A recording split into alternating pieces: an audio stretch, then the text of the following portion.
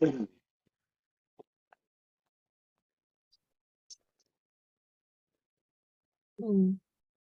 I was thinking recently about Anne from UK, Yes. because I haven't seen No, her in a while. I haven't Do you seen her know either. if she stopped coming? Oh, Yeah, she has stopped coming. I don't know why. Um, yeah.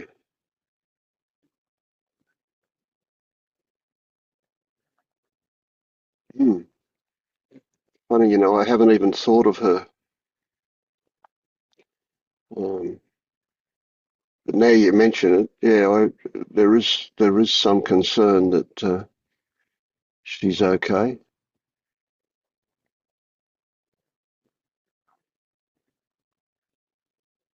but you have contact to her, an email. I do, yes. Yeah, I do. Would you like me to give her email address? I think she would be Yes, fine about yes, that. Yeah. Okay. yes. Give me a second and I'll find it.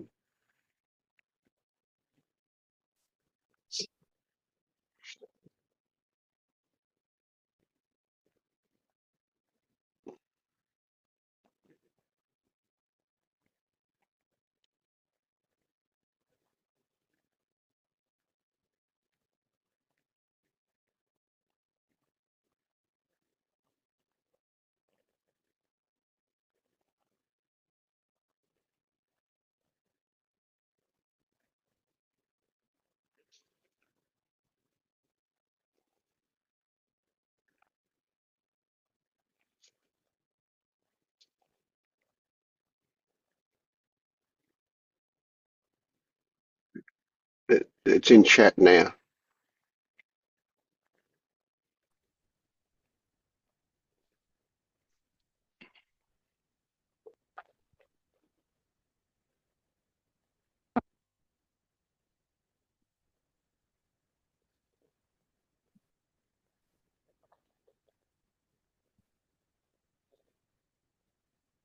Howdy, Paul and Kat. Howdy.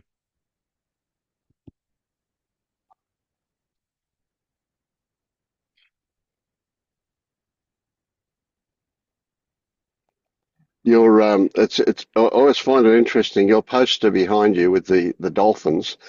Now I can see the part of the word that says nicety. Oh, the part where okay, synchronicity and it says nicety. Yeah, I can just see Yeah. the end part of it. Yeah. Okay. Ironic, I guess. Yeah, I actually found that for a background too. Yeah, yeah, it's a good one. Yeah. I like that. Yep.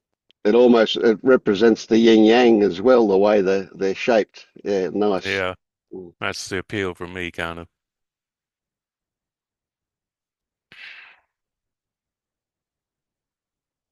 How's the POK thing going? I've only done one and nobody turned up. But I'm due to do another one in on it'll be your Thursday this week. Oh, okay. My Friday morning. I changed the time. So I think it was probably the time that I chose was not really suitable for a lot of the world. It was too early or too late kind of thing. So I swapped it. I went from, I forget what time I had it was, I think it was 9 p.m. my time or something. And I've changed it now to my Friday morning, which means it'll be midday for most of America and a lot of Europe or something like that. Oh, okay. So we'll see. Hi, Oriana. Good to see you. Oop. This better? Yeah, yeah. I thought your picture was actual for a moment.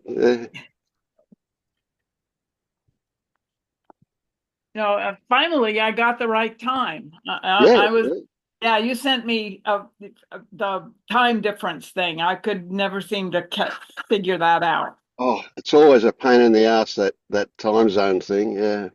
Yeah, and then we keep changing it back and forth. California years ago, we voted to not keep changing the times, but they still keep changing the times. I don't get it.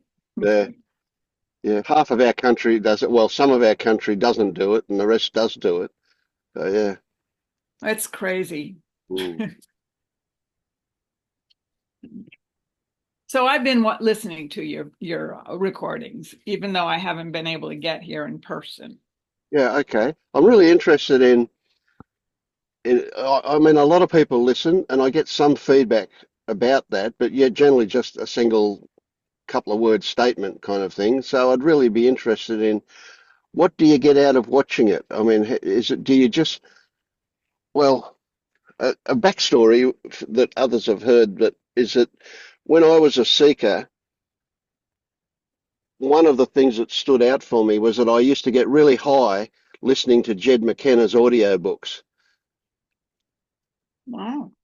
But I mean, it may have contributed to something, and eventually when I woke up, but I would say, but I didn't wake up listening to them, but I got high on them, I got really excited and felt really good listening to them because it was like, yes, it's possible for me to get there.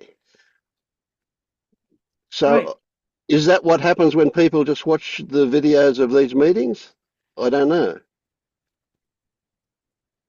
Well, it depends on the topic, but and I often just listen to it while I'm doing something else, walking the dog or something.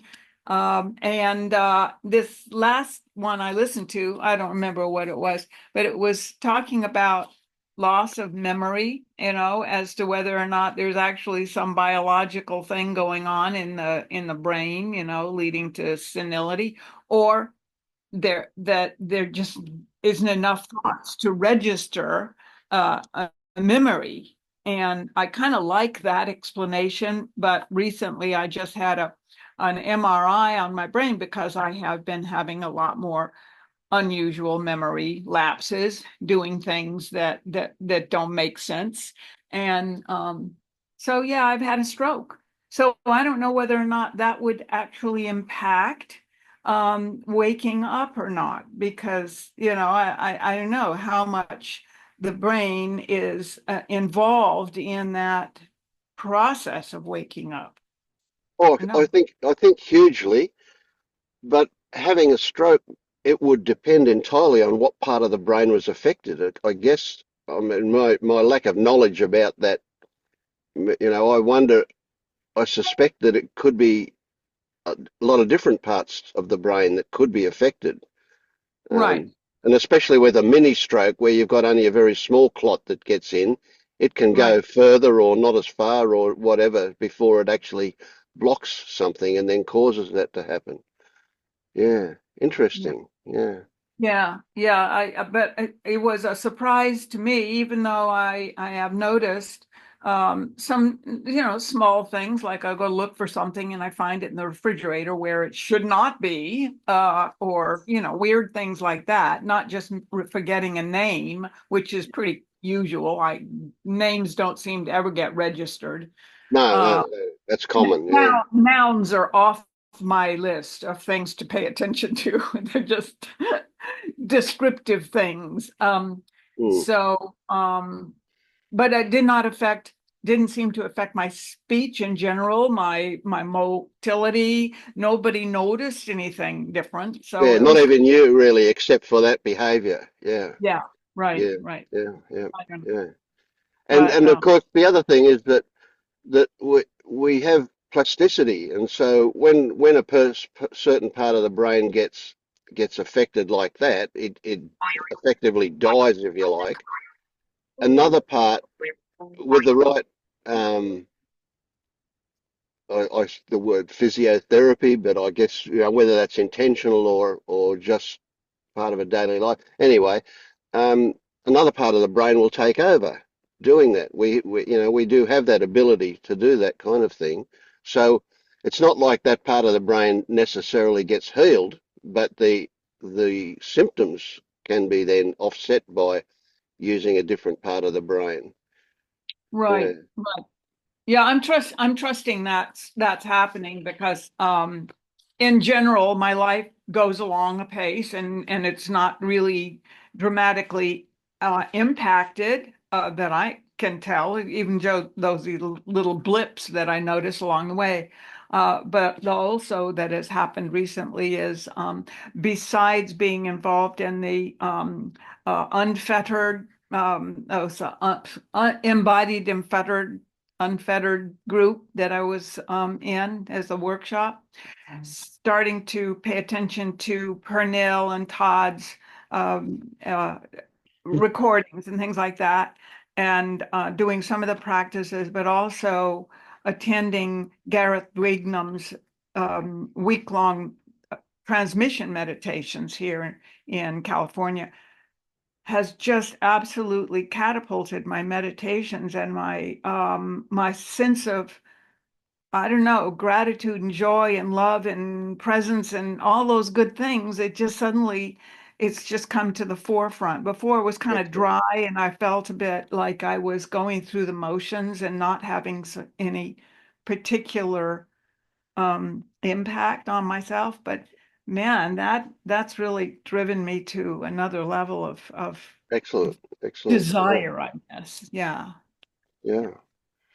So tell me about where you're up to besides that stuff. I mean, you've just told me about that stuff, but what about have you had the realization that the idea that there's something called a self in there controlling, running the show, making decisions and choices, that's actually an illusion or that it was a delusion? I fully accept that. However, I don't notice that there is any difference in my interaction with my external life that has changed. It seems that it comes on board more if I consciously remember that. But I do, there is, I don't know. I've been around people who have obviously dropped that sense of I, and they actually speak from the place of third person. So clearly they have no longer an identification with the I in this human form. They refer to it almost as a third person. So I'm not there. Yeah, Um, okay. Yeah, so that just tweaked suspicion in my mind. The people who speak in the third person, uh, oh, look, I can't really say I don't know anything, but immediately I'm thinking that's really weird. That's an ego thing that where we've got to tell the world that we know, kind of thing. right. Or when Yeah. somebody says, what's happening here? Instead of Oh saying yeah. Well, to me, yes. that kind Yeah. of reference. Yeah. Yeah. I get that, and some of it's appropriate, but I mean, if you say if you talk in the third person, like say um, Hmm.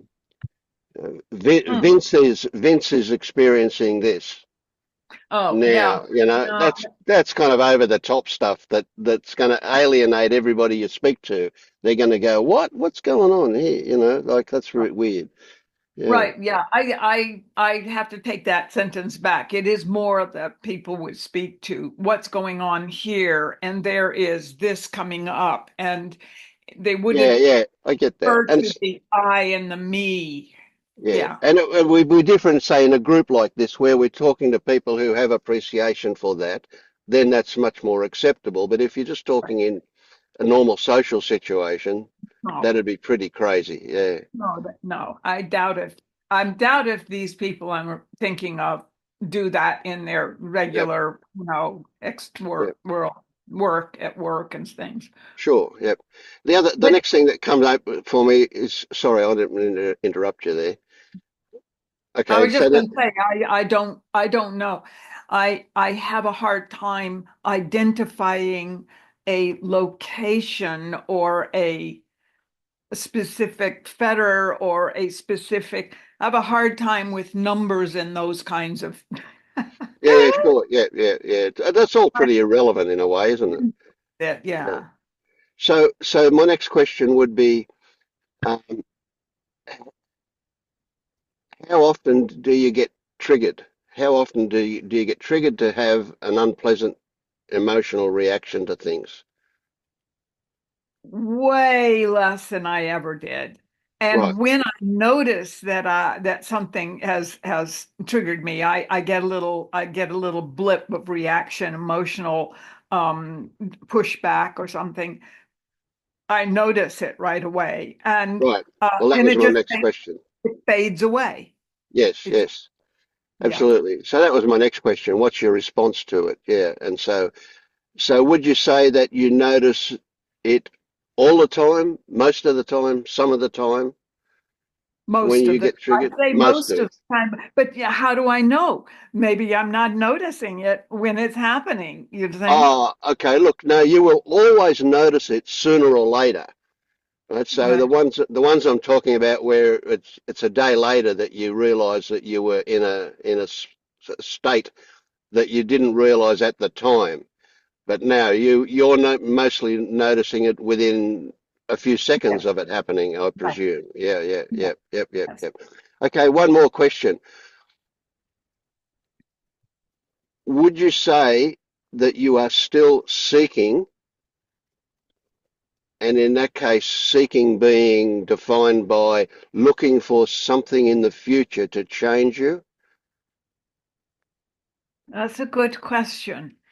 Um, I have to say that I am engaging with and trying on different practices, different, I guess, philosophical, different teachers' lectures or explanations, and trying on how it feels or how it lands with me. So I guess you could say that I'm still seeking to have some kind of an experience that would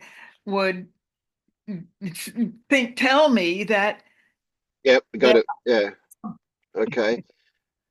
So if I offer an alternative to seeking, let's say instead of being um, somebody running around with a magnifying glass looking for a particular something, experience or whatever, that you are more like an explorer where you simply are standing on a new continent and going, I wonder what will pop up here.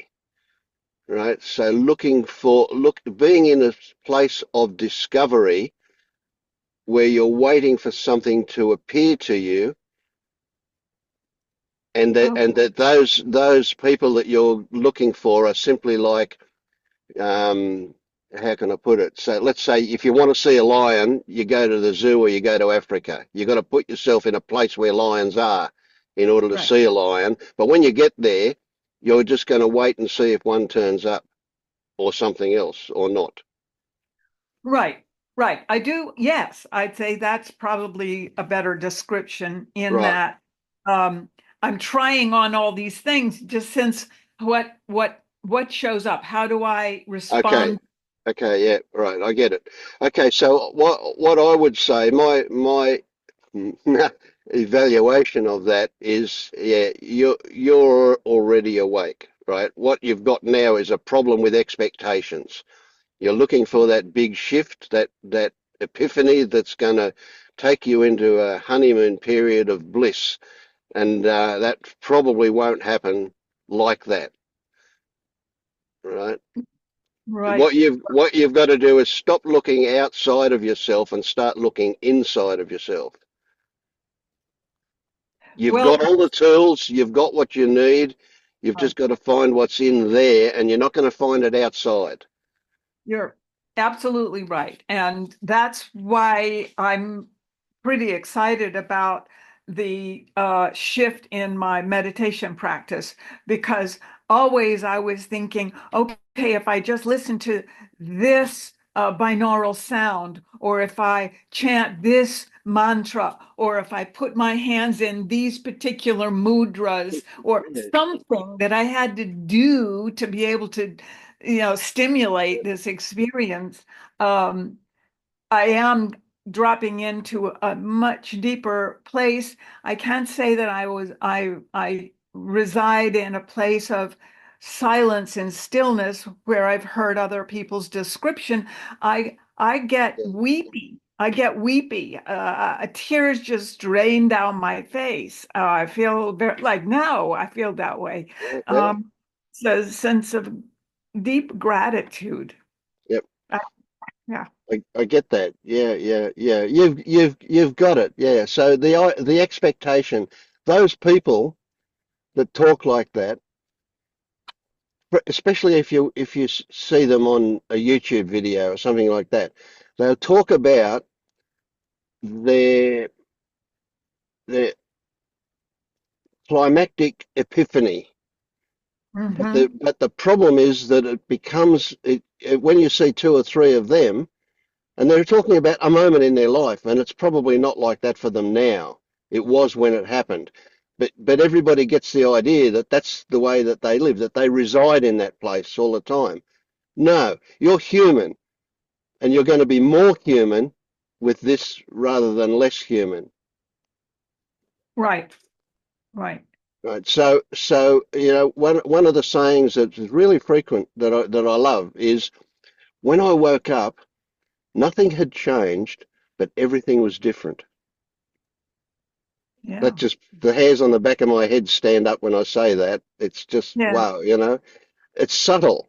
It's subtle. And that difference is only noticed from time to time. yeah, yeah. Yeah.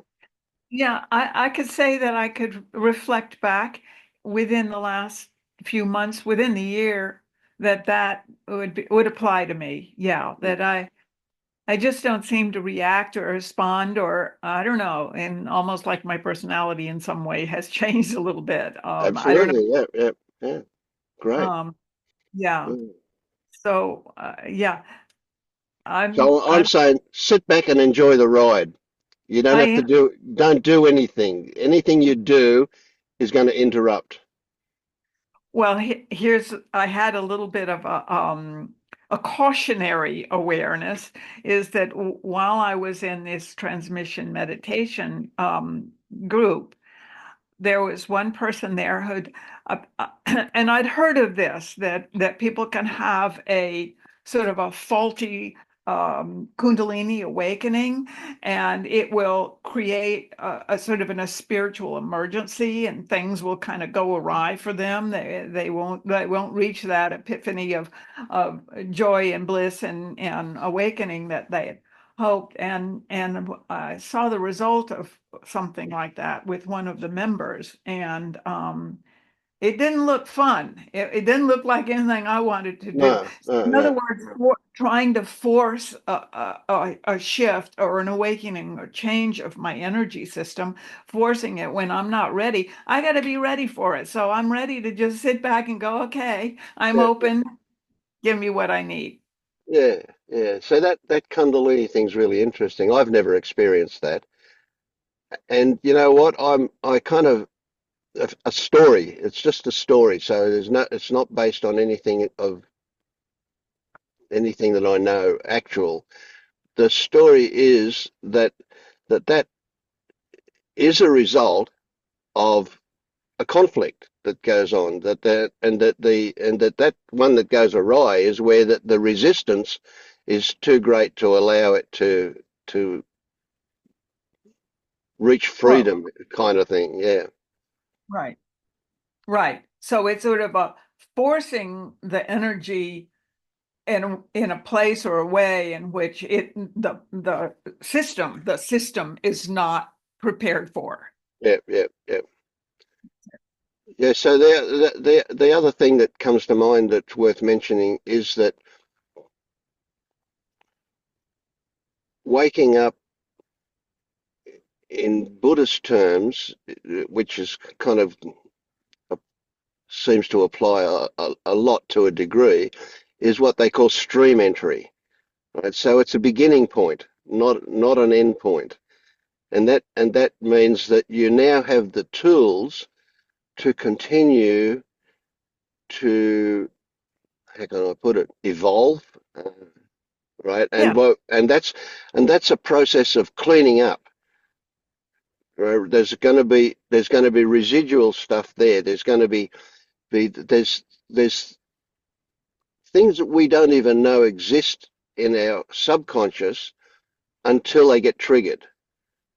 And when they get triggered, you go, oh, look at that. There's something. There's a belief that a whole lot of other stuff is resting on. And as soon as you see that belief, you go, oh, that's insanity. That's crazy. You know, you laugh because you just see how ridiculous that it is. And that gets cleaned up and dropped as a result of that. Right?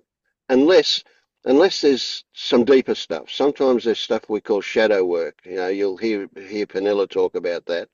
And that stuff is much more fundamental and much more pervasive. Now, a lot of things rest on that, and sometimes we have to dig a little deep to get to that. But most of the time, we're just looking at remnants of stuff that is only there simply because it's not been seen. And all it takes to get rid of it is to see it, to recognize its existence, and it's gone. Right. Right. And Yeah, that'll keep going on.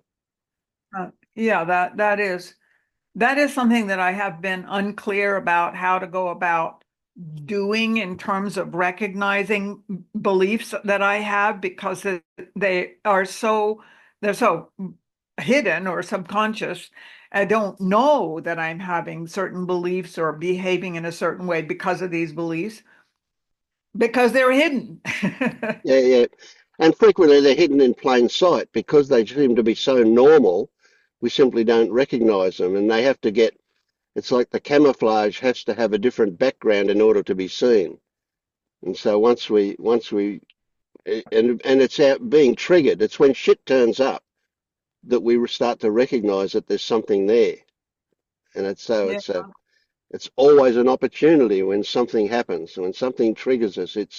You definitely don't go, oh, I need to stop that from happening. You know, no, we welcome it as an opportunity, as something that's showing us that we've got something going on. Right. Right. Huh. Well, this is a little bit of a turn in the direction of the conversation, but what do you think about lucid dreaming and awareness of subconscious messages that way? Are you familiar with that, or what? I, at a surface level, I'm familiar with lucid dreaming. It's not something I've experienced myself, although I put some effort into trying to lucid dream for a while there back in my past, but I never succeeded. But the question about what comes up, whether in any kind of dream, that subconscious stuff, is very valid. I love it. But very, very, very careful to not assume that we know. Right. So when you say, I dreamt this, therefore it means that, if you arrive at that with a logical conclusion, you're probably going to be wrong about it. Yeah. Now, so this this takes me to another step. So in the beginning, if somebody came along as a seeker and said, I want to wake up, I would, one of the first things I would say is 100% of your thoughts are bullshit. Don't believe any of them, right? But after waking up, at least after some of the it's at a certain point we've done like, if you can imagine this whole thing as being a spiral that we're working around, and when we've done a full 360 and we come to the point where we start to have some realizations, then there are thoughts that are potentially productive thoughts. Right? And those, but what we've got is a different thing. Instead of having stories that are statements of fact, what we've got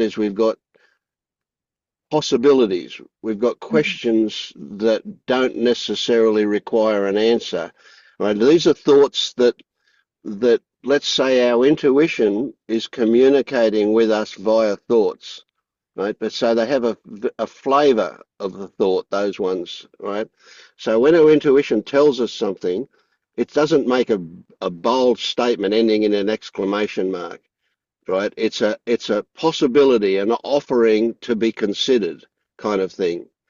And when if you come at your dreams and your subconscious things like that, then that's really, really potentially productive. Yeah. Right. Like We, basically curious, yes, just absolutely. So you go, I wonder if that dream means such and such. And then you look at how your body reacts. Now your body doesn't lie. Your mind mm, will lie all the time, but your body mm, doesn't lie. It can produce a lie if it's based on if what it's reacting to is false, but it's honest in doing that. Your body will do. Your body can't manipulate anything. It responds directly to what's going on. right. Yes, that is one of the things that I am paying more attention to and hoping to develop more sensitivity to body awareness, thus Yeah, the embodied fetters group and learning to tap into that body yes, body no yeah, um yeah, yeah, method. yeah. Yeah, cool. It's amazing how many people can't get into their body. It's just I didn't never would have believed it before if people had told me that they can't feel things, you know. But yeah, it's much Well, more obvious now. I was, as odd as it seems, I was a dancer, a yoga teacher, a massage therapist, and I had really great control. I was quite athletic, and I was able to control the body in terms of its movement. But in terms of tapping into, somebody asked me, "What do you feel inside?" I'd go, I don't know. And my clients would say, "Can you do energy work on me?" You go, "No, but I got a sharp elbow. I'll again, you need some deep work, but I don't know how to do energy work." Mm, So I'm on that path of becoming aware of energy yeah, and yeah, accept yeah, yeah, that's kind of more of the background. yep.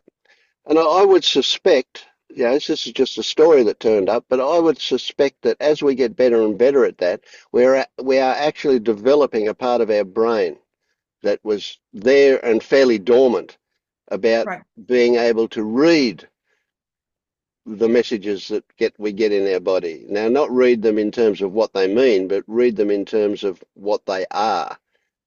Awareness. Yeah, Aware. They're of yeah, it. Yeah. Yeah. yeah. Yeah. So a thing that's developed here over the time is that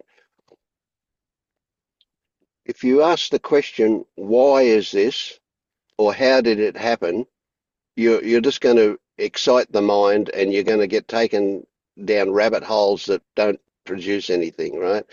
So always, if you ask that question, translate it into what. What is going on? And as soon as you say what, you've got to be in the body because that's the only thing that's Yeah. actual for you is your Correct. experience. So what Yeah. is happening now? Now the trick there is in the beginning, labels will turn up.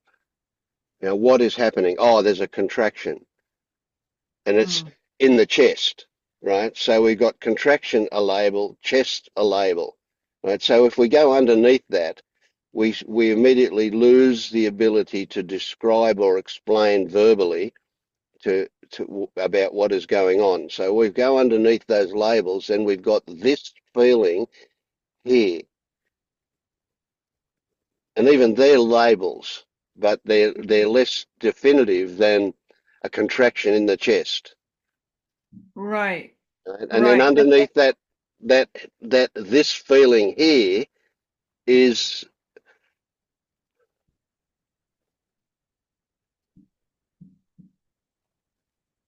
that's about as overt as it can be. Yeah. Right. getting away from sort of like, I get visual pictures when I see a concept or a label. So getting away from sort of confining it in the visual. In any way, yes, any Word. confining, yeah. Right. Well, I think I'm at the place where I probably do need to work with a coach because I'm sort of all over the map and rather confused about some direction in terms of what how to go forward and work, on a day-to-day instead of just keep listening to all these different teachers and recordings and meditation things Yeah, like that. yeah, yeah. There can be a problem with doing that, and it certainly keeps you disparate and spread out and seeking again, Right, right? right. So that the time comes when we have to go, you know what?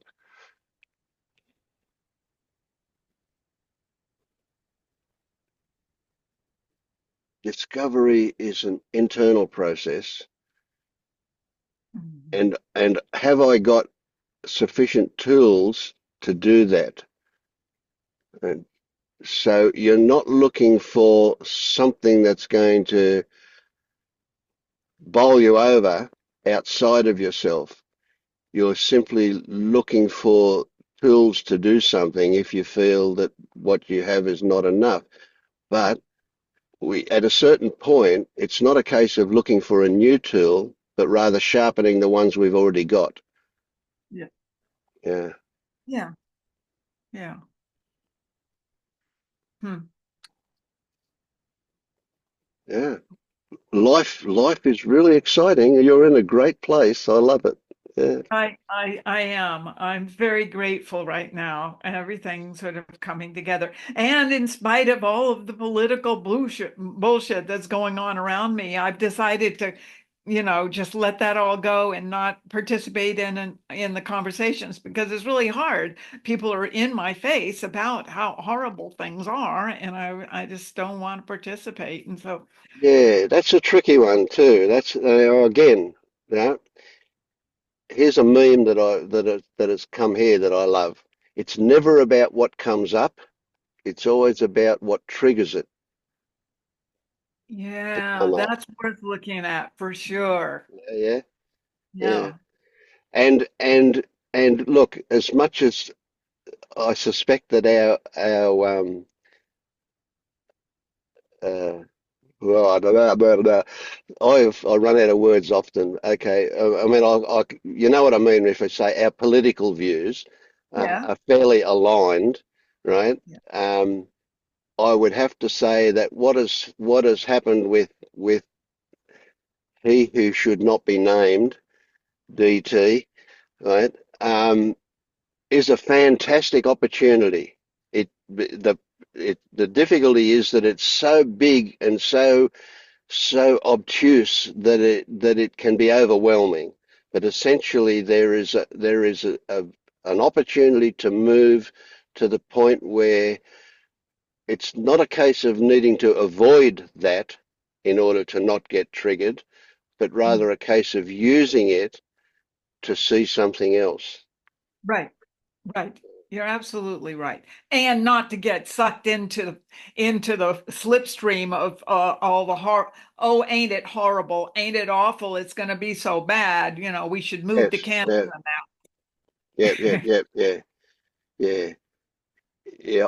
I've arrived at a place where I can imagine that a whole lot of good stuff will come out of it, Yeah. albeit by accident. But You who know, knows? I'm Yeah, I'm trusting that there is enough good beings in the world, either in the physical realm and non-physical realm, and whatever you want it, that are directing some energy to elevate. And there is something called a chaos theory, where before you shift to the next level of consciousness or transition to the next level of awareness, you have to bring up all the crap yeah, and go yeah, to the chaos. yeah, yeah, yeah. Yeah, look, I wake up I don't know, 13 years or so, 14 years ago. I don't remember exactly, but anyway, that way back then. And a couple of months ago, I got triggered. I got triggered uh, by a really innocent situation, but essentially, um, when I went to a feta group and somebody said something, I suddenly realized what was going on. I suddenly realized that I was carrying a belief that the world should be the way I think it should be. Mm-hmm. That I knew better than a lot of people. You know? Oh, yeah. And of course, the moment that comes up, you go, isn't that insane? Isn't that absolute insanity to think that I know? You know, what arrogance, what superiority, you know, all of that stuff is all there, you know? Yeah. And it instantly dissolved. Seeing that instantly dissolved the thing until Trump got elected, and then it was back again. There was still that belief hanging around that I know better. Yeah. And of Right. course, what's happened since then is that is it's been a bit like a bowl of ice cream in the sun. It's just kind of melted a little bit, you know. Now I don't know that it's gone No. completely, No. but I can see it really clearly, and I can see how ridiculous it is, and I can let it go. It seems like not that I do a letting go, but it just melts, you know. Um, so I'm going to keep finding things for the rest of my life. I'm sure things will get triggered and things will come up, you know, bits Well, that I didn't realize were there. Uh, yeah. You and haven't and ascended yet, Vince. sorry, You haven't ascended yet, Vince. definitely not. No, yeah, Yeah. Well, that is absolutely true because I have to remind myself whatever occurs is probably not going to affect my personal life. I live in a fairly privileged area and place in my life of yeah. I'm fairly protected from any of the bullshit that's going to come down. I do have more concern by other people who will be affected by what will happen, and sure, my sadness for them comes yeah, up, but I yeah, don't have personal fear. yeah. So all of the people who are going around saying woe is us because of this, Right. a whole lot of those are not going to be affected directly, physically by things, depending on what state they live in and where they are and in that state, all those kind of things. Right. Yet they're suffering because they're going, woe is us, it's terrible, it's terrible, it's terrible. And so they're creating a stressed More. out body. They're producing cortisol and getting themselves into a state over it, all Yeah, through their mind. exactly. Right. I- Now, here's a trick, especially in the beginning, especially when you've reached this stage where you're feeling really good about things, can arise the desire to fix that, to fix them.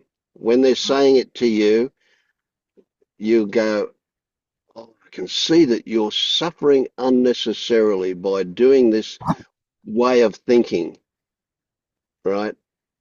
Don't try and fix them. It never ends well. If they don't ask for help, you can't Yeah, give them help. Yeah. yeah, especially on these volatile subjects, politics and religion and that sort of thing. It's just Yes. hands Yes. off. It's amazing. People will become physically violent in order to protect an ideal. Right, right. Crazy. Yeah. Yeah. And who knows? I mean, I don't know anything and about what is the best path for that person. Mm. That person might need to go through whatever it is they're going through. Yep. It's not mine to determine. Absolutely. Yeah. Panilla will say, who are you to take away somebody's suffering? You might deprive them of waking up. Correct. Yeah. Totally. Yeah. It's just a matter of am I sticking my head in the sand, or am I just, you know what I mean? Trying to ignore the elephant in the room, or am I acknowledging the elephant and saying, okay, well, still that hasn't affected my life yet. I'm not allowing it to change that which is happening now. Right. Can you see that that was a totally a mental process that you just went through? Right, Right. right. So if we can set an alarm that goes off when that starts to happen, and it will short circuit. Now, there's an interesting one because we're wired for completion. We're wired to finish something we start. And Mm-hmm. so the moment that alarm goes off and you realize that you're off on that tangent, it dissolves it. And the consequence is that you deprive yourself of that satisfaction, which is a great thing because it means that those neural networks are going to atrophy through lack of use. But what happens is that we start a new neural network on the other side of the brain, on the right side of the brain. Right? Yeah, So, yeah. and the way to do that is instead of allowing that whole process to run to some logical conclusion that seems to satisfy us, you just Mm-hmm. immediately trigger into what am I feeling? Oh, Mm-hmm. and you'll probably recognize that most any anxiety that you're feeling is a product of that. So you're doing the same as those other people. And Right. so you'll realize that, okay, I'm feeling a bit of a contraction, and that's because I'm going through this mental process. And you can drop it, and the contraction will go as well. Right, right. I have to say with a little sort of and I have to thank my husband for stopping me, because I can get on a roll sometimes and my stories and go on, and he'll just go, Chet, just cut to the chase. He doesn't want to hear all the details. And so I go, oh yeah, you're right. I am going on, aren't I? Uh, uh, yeah, my wife's like that too. She grounds me beautifully. Yeah, As much as I don't like it, but that's that's okay. yeah, good stuff. Yeah, Yeah. Yeah. Well, thanks, Vince. I really enjoy conversations about real life. Sometimes I just get overwhelmed by some of the esoteric talk, and I was like, I don't get it. yeah, But yeah. sometimes I do. I Yeah, I agree. Yeah, I wanna tell the world that the fact that you've categorized this stuff as spiritual and you lump it's always in the same section of the library as religion is totally wrong, and it's not spiritual, it's human. Let's it talk is. about being a person. Yeah, Right.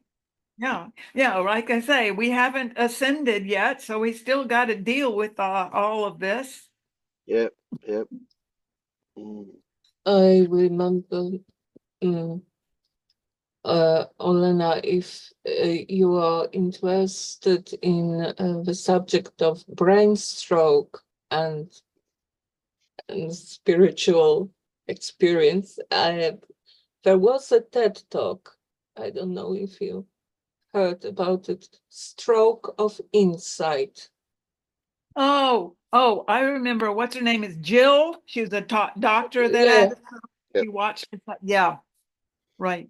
She's written two books now. She's written another one, living from that experience. Yes, brilliant Well, stuff. Yeah, really brilliant. good. Yeah, to stay completely present and conscious through the process, rather than freaking out and just going, offline. Mm. Yeah. yeah. She was very grounded. Yes. Wow.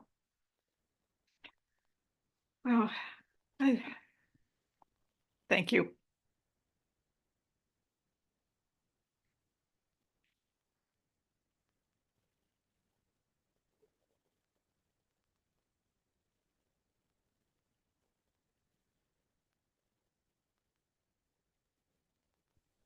Just to give you my 2 bits, from hearing you talk so far, I don't, I don't, I don't see anything that can stop you from seeing this.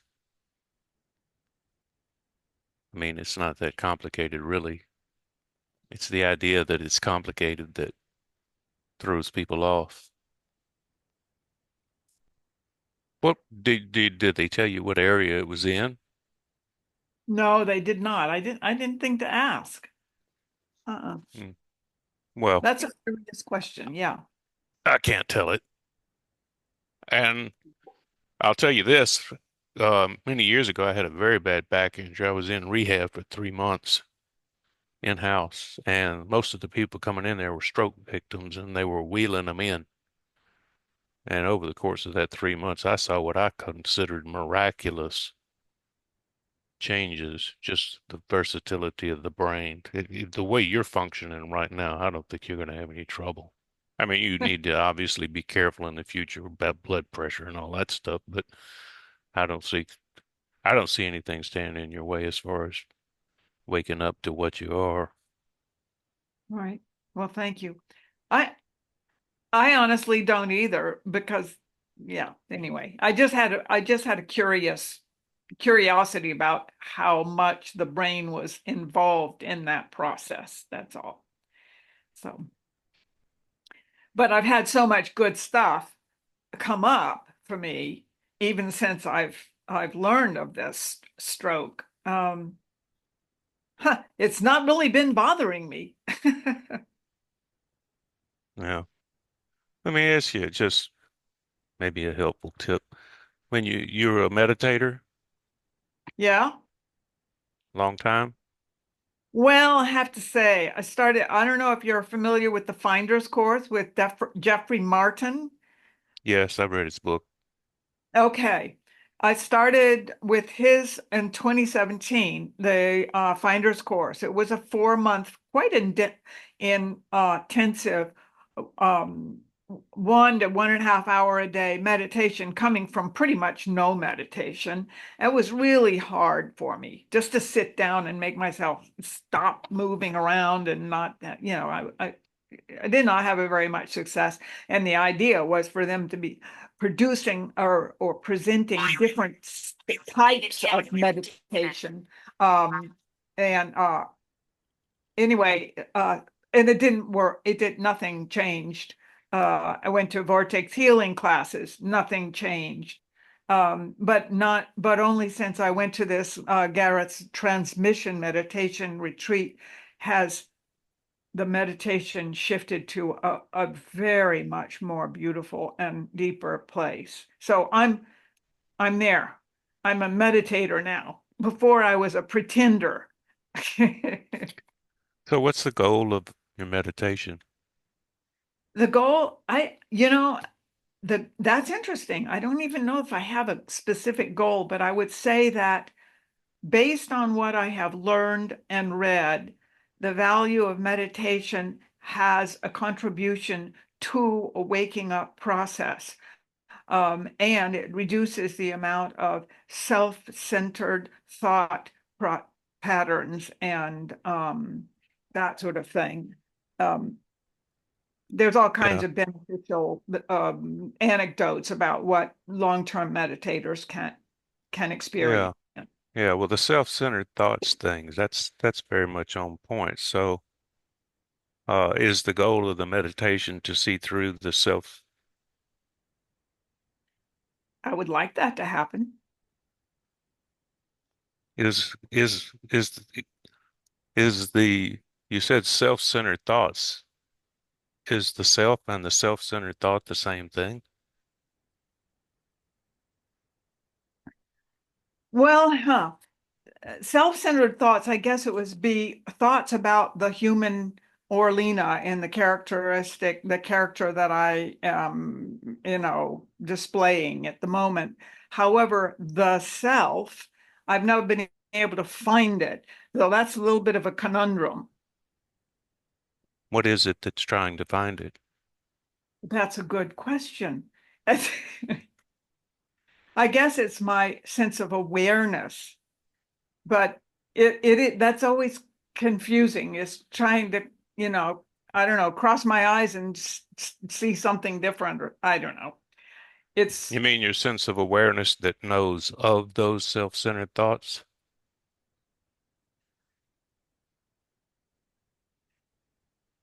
say that again? You mean the My sense of awareness that is aware of those self-centered thoughts? Yes, that sense of awareness. Right. Because I'd say most of the, I guess, thoughts and or resulting behavior is sort of been automatic. It's been automatic for all 76, yeah, 70, I don't remember how many years I am, all those years. So So it's there's this awareness of these there's this awareness of these self-centered thoughts, and on these thoughts are about this character, you, right? right. So are you the self-centered thoughts, or are you the awareness that is aware of them?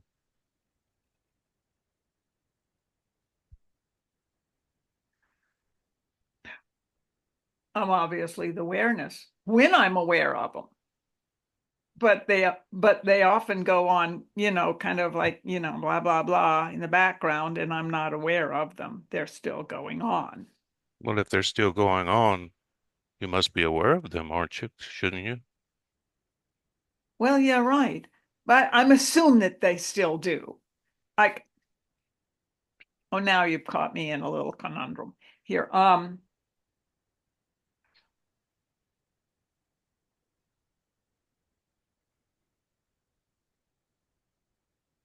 It's kind of like what they call a music worm in your ear, something that just sort of goes on, and it's or like like tinnitus. Tinnitus. I don't always notice it. It probably is going on all the time, but I only notice it when I deliberately focus my attention on it, or when I'm meditating because I can hear it louder. Because Because you're it's aware not of something else at the moment. correct. Right, right, So you're either aware of the tinnitus or you're aware of self-centered thoughts, right. Or or you're aware of other-centered thoughts. exactly. So Yes, throughout all those experiences, you're aware. that's right. That's a good. So what are you?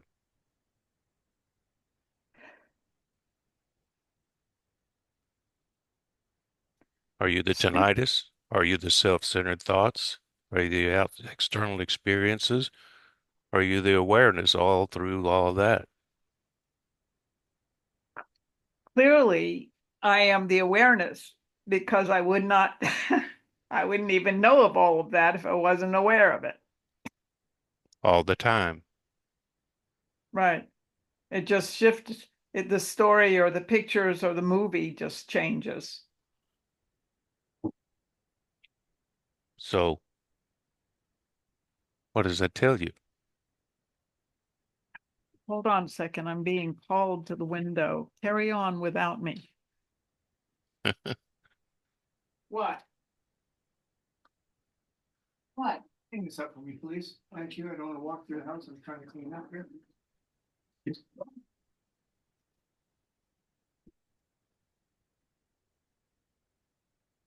Oh, sorry. My husband needed me to hang up his guitar. It's okay.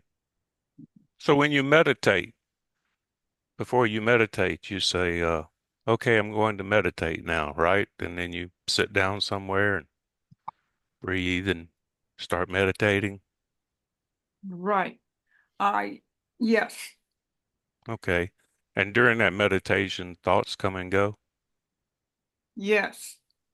You're aware of those thoughts coming and going, Yes. and the sensations in the body come and go, Yes. and you're aware of those sensations come and going, Obviously, yes. and thoughts of I, self-centered thoughts come and go, and you're aware of them. Yeah. Yeah. So is the I am going to meditate thought, is that what is meditating? Or is there just meditating going on and Just awareness of it? just meditating and the awareness of it. Yeah, it's just doing whatever I'm doing, I'm just doing it. I seem to not have an awful lot of planning going on in my life anymore. It just sort of happens. So if you had to pick what you are based on the evidence you see here right now, which is self-centered thoughts, I, me, my thoughts, thoughts about this, thoughts about that, that come and go all the time, no consistency. Or you have this background of awareness, this knowing awareness that knows of all that. If you had to pick an identity, which one would you pick?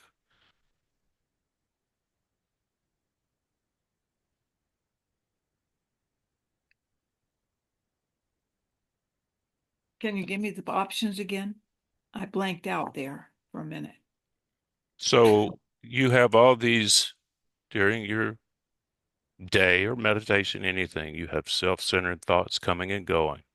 You have thoughts of other things coming and going. You have sensations, experiences, no real consistency, Right. but you're aware of all of those things. Awareness is always knowing, that quiet knowing of everything that is happening.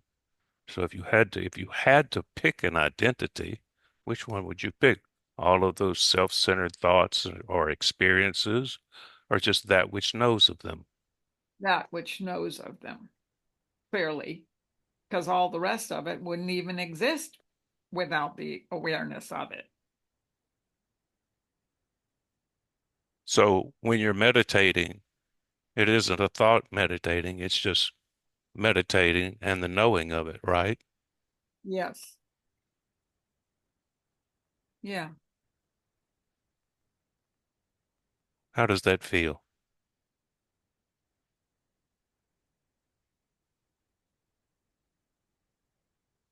I don't know. The word does not come up. Amorphous doesn't sound like the right word. It just sounds all inclusive. It's just, oh, I don't know what. Dreamlike, I guess.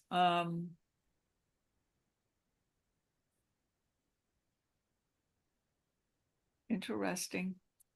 Um, it feels it feels very, I guess, comforting or freeing or easy in that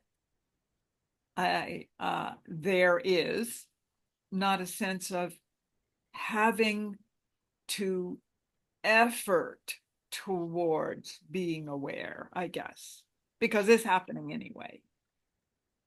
The Okay. efforting has always been my sticking point. It seemed like everything's so hard. It's so hard to sit down and meditate because I want to do something else and my mind won't let me sit still. That was then. It's not necessarily so now.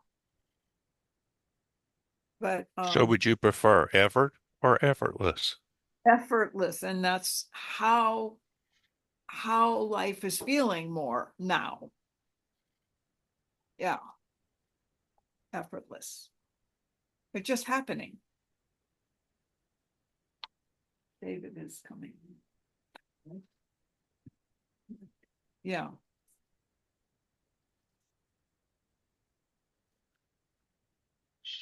So, Oriana, I'd like to just jump in here and take Paul's one step further. So, to identify as awareness, as I see it, is a very useful staging platform. But personally, I feel that you're beyond that stage.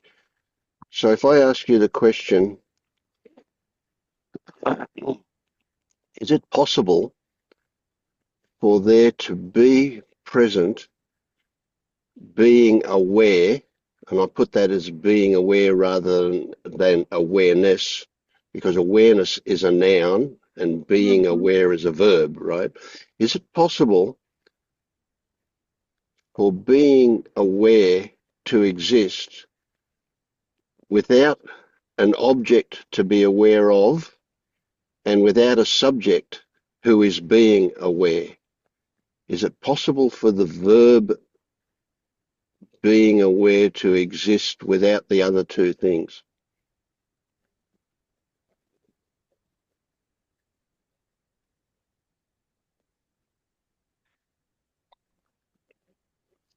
I believe so. I think the other is more prominent because all of these sensations, sensory input is so, so I say obvious or here. However, there is an aware, being aware that there is a sense of life livingness. I think that's, I don't know, words Yep, don't really, yep. I like it. I like it. It's a verb again. yeah, it's a livingness that Yeah, is there, yeah. opposed to aware of all the sensory input. Mm. Yeah. So I loved because I have exactly that experience with my, I call it tinnitus, but you call it tinnitus, but same thing, right? And so if we come to a conclusion that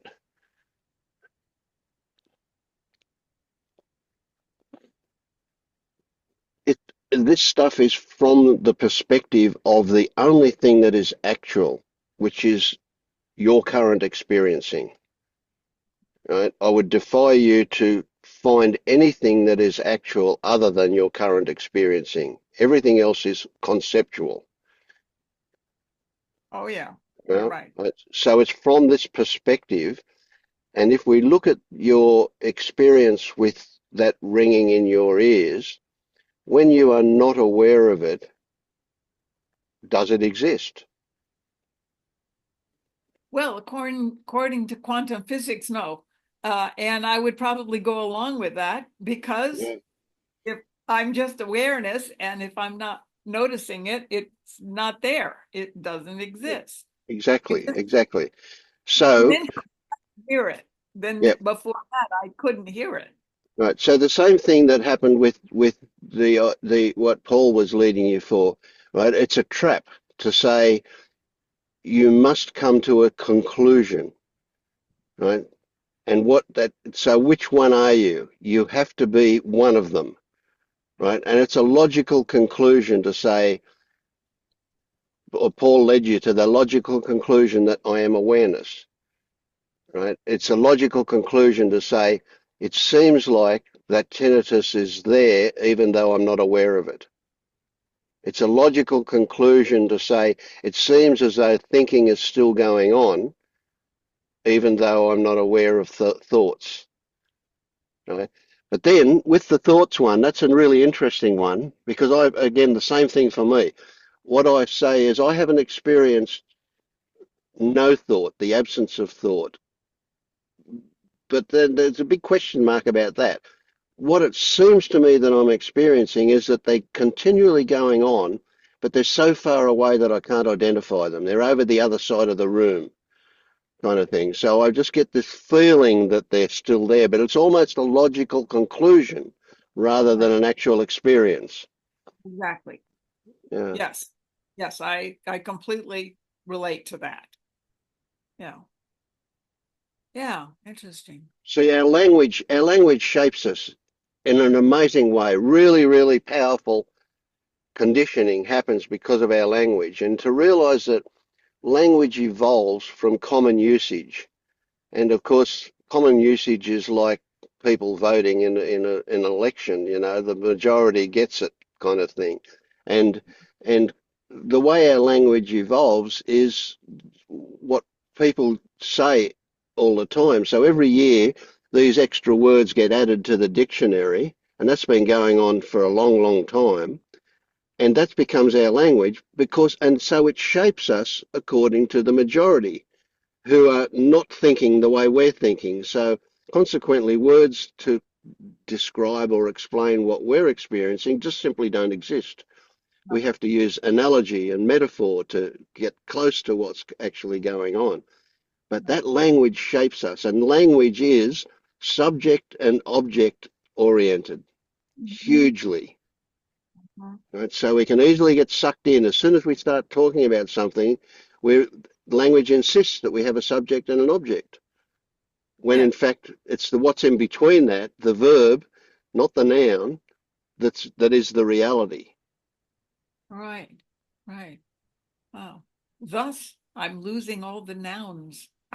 I seem to not remember nouns like names and places. Yeah, But that was it's great. interesting. Although you can't think of the person's name, you can probably see their face quite clearly. Oh, absolutely. Well, my trick is to run through the alphabet in my mind, and when I hit the first letter of their name, it'll pop up. Yeah, yeah. Okay, gotcha. Good one. That's a good one. I haven't thought of that. Yeah.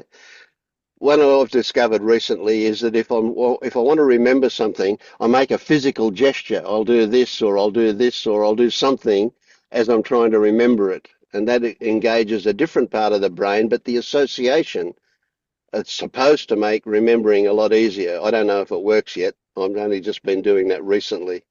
I'll Yeah, try it. I'll try yeah, it just for fun. What the heck? yeah, yeah. That's all. It's only for fun. Yeah. You know, when I don't remember somebody's name, I don't in the slightest feel apologetic. I'm quite happy to ask them 3 times. I've forgotten your name. What is it? You know, I don't care what they think of me. I know. Yeah, it's kind of, I have to say, I'm kind of embarrassed when I have to ask repeatedly. I ultimately ask somebody else who knows. Right. Well, that embarrassment is an opportunity for you. That's true. Yeah, That is, you've got some story going on about how wrong it is to forget their name, that it's rude or something. Who knows? Yeah. right. I try, Orlena is not a common name.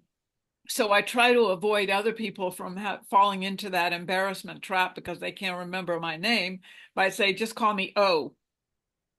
And they can remember that. And my neighbor across the street, I've been here 20 years, she still calls me O. Good one. Yeah. All the tricks, we can do them all. Yeah, yeah, yeah. Good Yeah. stuff. Mm. Yeah. Well, thank you all. This has been fun. And now that I know what time to get on, Sundays at noon in California, I'll be here. Great, For sure. great. Yeah, you'll contribute lots. Yeah. And, and I'll guarantee you that other people who just simply watch the video will go, yeah, I knew what she was talking about. That really resonated with me. Yeah. Well, good, good. Because I have to say, there's been a theme in my life that I don't speak because I feel like I don't have anything to contribute. Yeah, there's another story. Yeah. Yeah, it's story of my life. I've always wanted to be in the background and hidden and on the back row and don't call on me, teacher, that sort of thing. So this is a step forward into the spotlight that I'm not Yeah, called. yeah, yeah. So here's an interesting question that may, I make an assumption here, of course, with this question, but right. So how old were you when you first thought that you were different to all the other kids at school? I don't think I ever actually had that thought and deliberate that thought, I'm different from other people. I've heard other people say that, like as if they've come from another planet or something, they're walking. Hmm. But but I did know that I was not who I wanted to be when I was, let's say, 14, 12, 13, 14, when I was going through that adolescent change. Yeah. I wanted to be pretty and popular and, have a Yeah, boyfriend, yeah, be among the popular cheerleaders, but I was definitely not in that category. right, yeah. That's interesting. So my experience from in memory, and I don't know how actual it was, but my memory says it was that stage, that adolescent period where I tried hard to be normal and I failed. I just couldn't do it. You know, being normal was painful. It was fake and painful. Yeah, interesting. Well, I think I went the other way. I wanted to be so not normal that I would draw attention to myself because I was a rebel and I was always getting in trouble and I was doing the wrong thing and I was just, I was acting out. Yeah, yeah, Yeah. yeah. Well, trying to be normal for me was when I tried not to be a rebel, but it wasn't a rebel, but with intent. Life made me a rebel. I didn't do it. It was like, I just couldn't. What all the others were doing, what the so-called normal people in my life, although they appeared to be happy, they were also very fake. And Yeah. that's what I was rebelling against, that fakeness. Yeah. Yeah. Well, that could be aligned with what I was thinking too, because I could tell that there was this put on airs and appearances that these Yeah. kids were about. But yeah. So I guess that was my attempt to be normal like them and pretend to be like them, but it didn't work. So I just went the other way. Mm, mm, mm. But I wanted to ask Paul uh, Go ahead. about this, about this knowing, that is where it's just knowing, happening, thinking, happening, and I see it's true, but there is also a sense of imprisonment.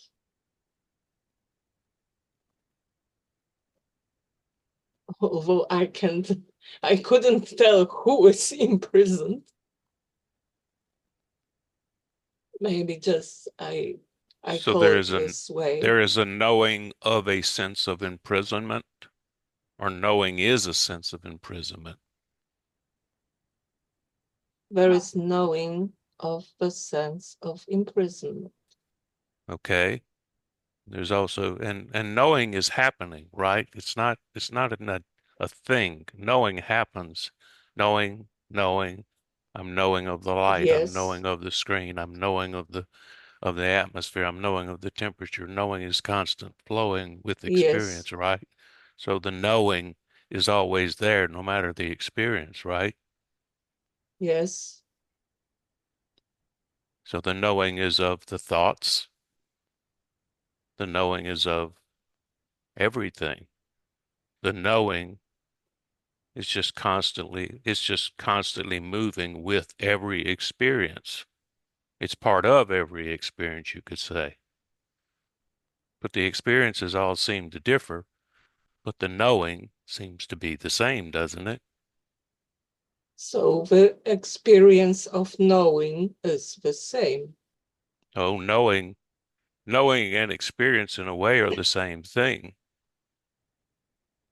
You could say there's an experience of knowing. I don't characterize it that way. There's just knowing of experience, and the knowing and the experience go hand in hand. You can't have knowing without experience happening, and you can't have experience happening without the knowing of it. Kind of a yin yang thing, if you want to look at it that way. But the knowing is always knowing, and it's always the same knowing. Yes, But the experience always changes, doesn't it? Thoughts come and go, sensations come and go, but there's always the same knowing of those, isn't there? and there is always some experience. But there's always the knowing. There's the knowing of that thought that you just said, isn't there? Yes, Is there anything that you can't know of that is happening?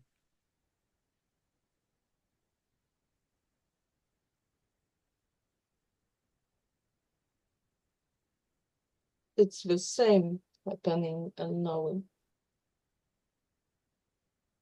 Right. Knowing is happening. It's the one constant if you're looking for a constant, to put it another way.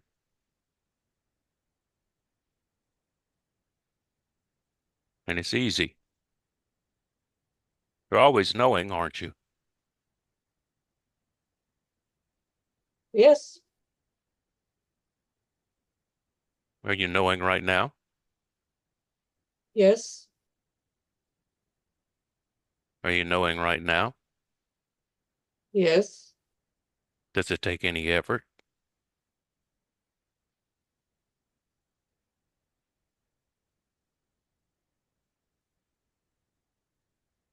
Are you knowing of those thoughts?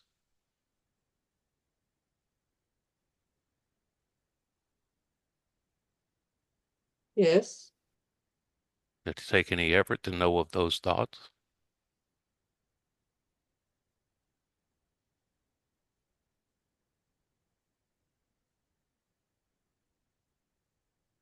yes, because there is resistance. And you're I knowing of that know, resistance. I know of resistance. Okay. Is the effort in the knowing of the resistance, or is the effort in the resisting? In the resisting. Okay.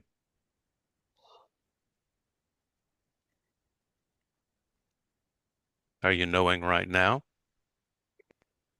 Yes, Is experience changing? I'm saying different things. Are you knowing of all of yes, these changing things I'm saying? yes, So knowing is the one thread through everything happening, isn't it? yes.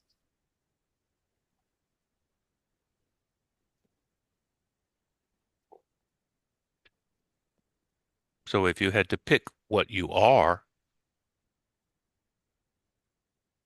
you all of those experiences, or are you just the knowing?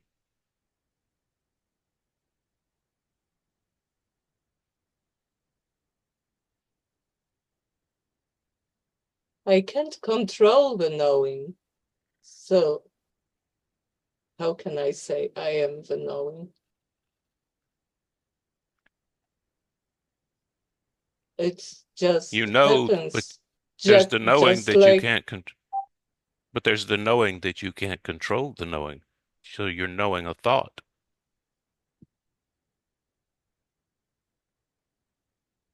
You yes, don't have to be knowing if you already are it. Knowing is happening. yes, We don't have to call it an it. You know, it's not an object. It's happening. It's like Vince was saying.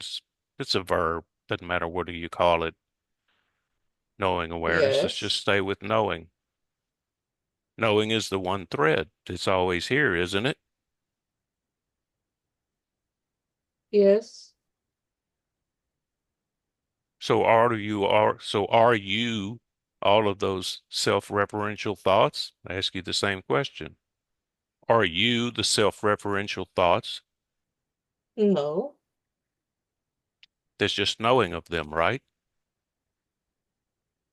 yes, Are you the character that tells everybody who you are, or are you just the knowing of those thoughts and that telling?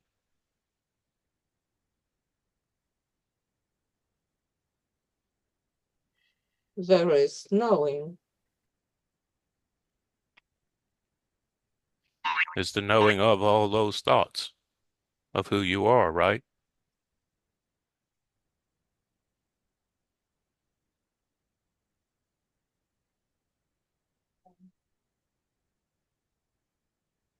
You have all those different thoughts of who you are, where you grew up, what you did, what you do.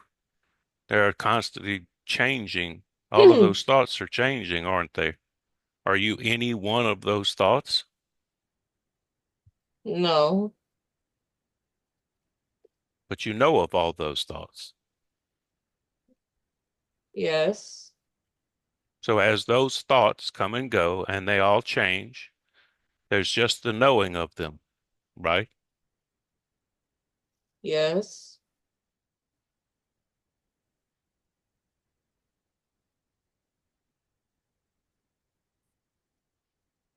So how does that feel?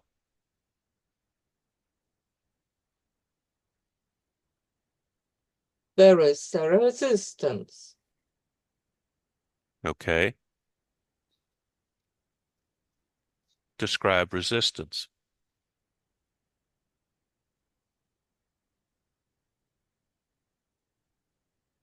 I wanted to stop. You want the resistance to stop? No, resistance wants it to stop. Wants what to stop? Knowing, being, experience, any. So is resistance fear?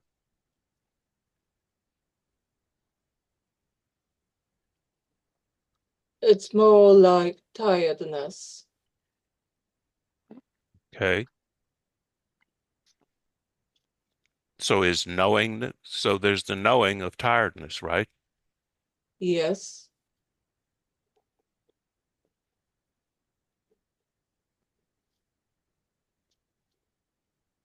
Is the knowing tired?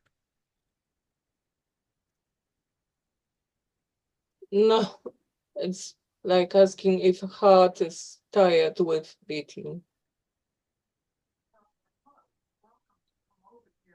I'm gonna kind of hang out and make sure that I'll be here when David gets here.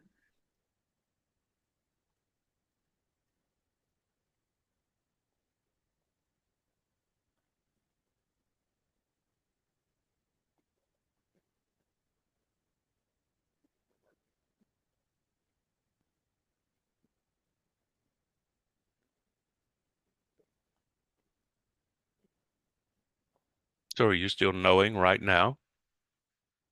Yes, Thoughts are coming, going. yes,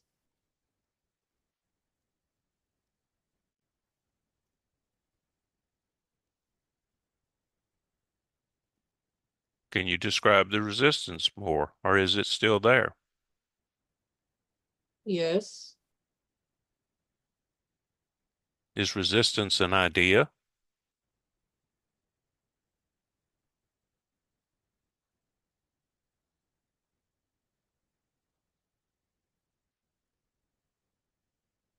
It is more like stress in the body. I mean, like physical stress. It's like pulling of muscles. Tension. Mm, Where is it?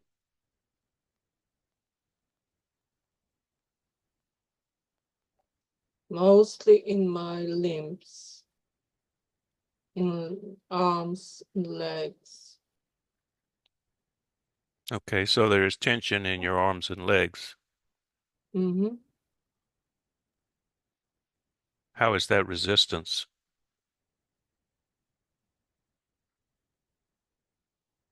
Isn't that just a thought? That tension in my arms and legs is some kind of resistance? It's just tension in your arms and legs, isn't it? I guess there is more. Okay. What is more?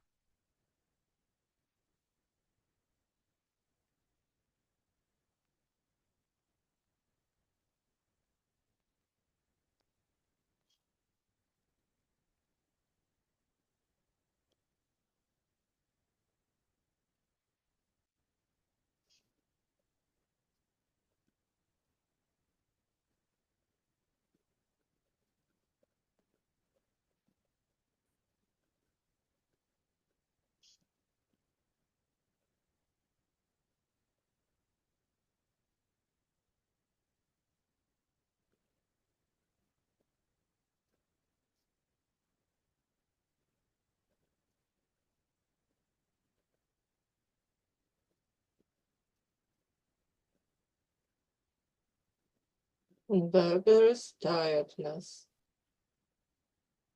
Okay, so there's tension in the arms and the legs and tiredness. Mm-hmm.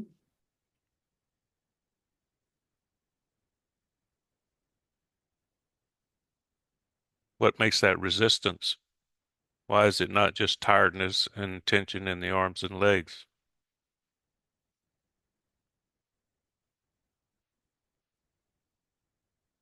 So there's knowing of tiredness and there's knowing of tension in the arms and the legs. Isn't that it?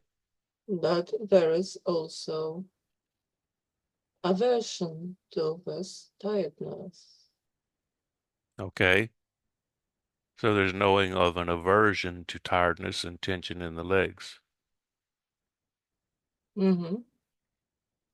So the resistance is to the tiredness and the tension in the legs.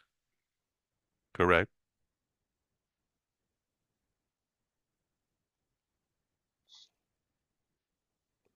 Yes. So there's no resistance to the knowing of that, though, is there? There's just knowing of resistance to tiredness and tension. Yes.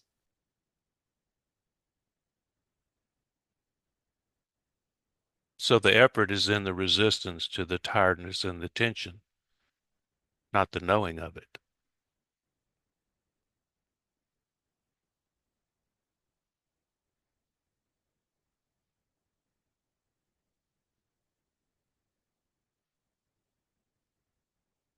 Yes. Good.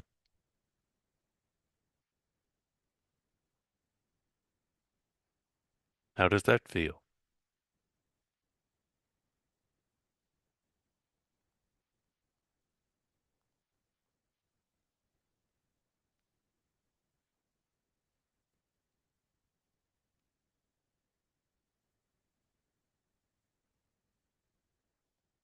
So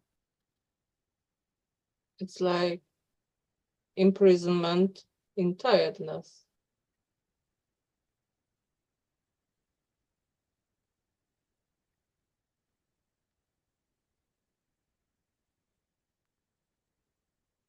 So what is the imprisonment? What is holding you?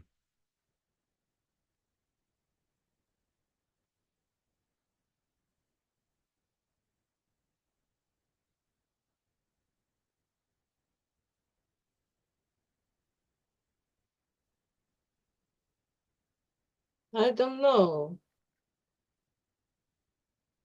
I mean, I don't know what causes this tiredness. It's just there.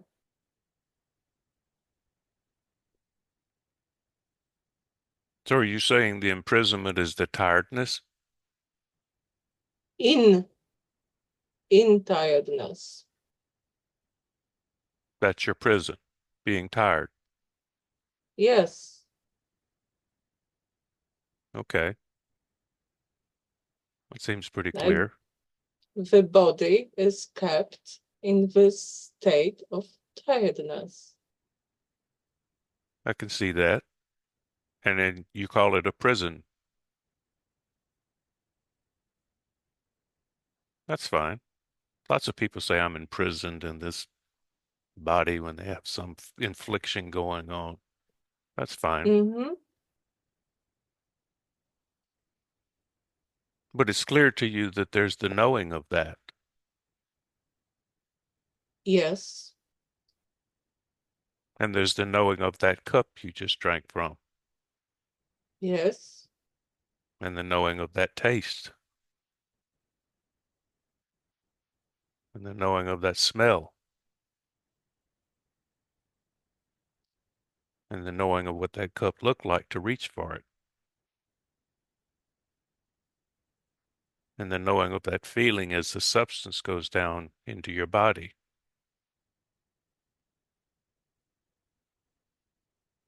It's all the same knowing, isn't it? Yes.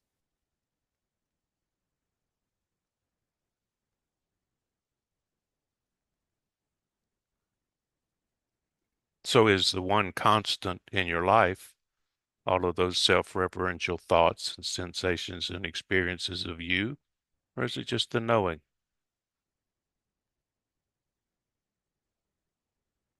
There is just knowing. Okay.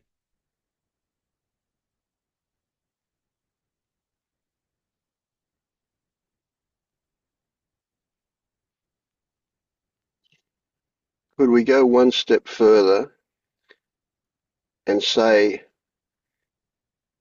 that there is knowing of a thought that seemed to associate that tiredness as resistance to another thought?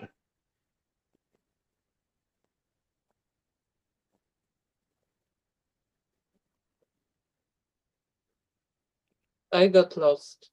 Can you repeat? Yes, that was a bit obscure, wasn't it? Originally, you said that there was resistance to something,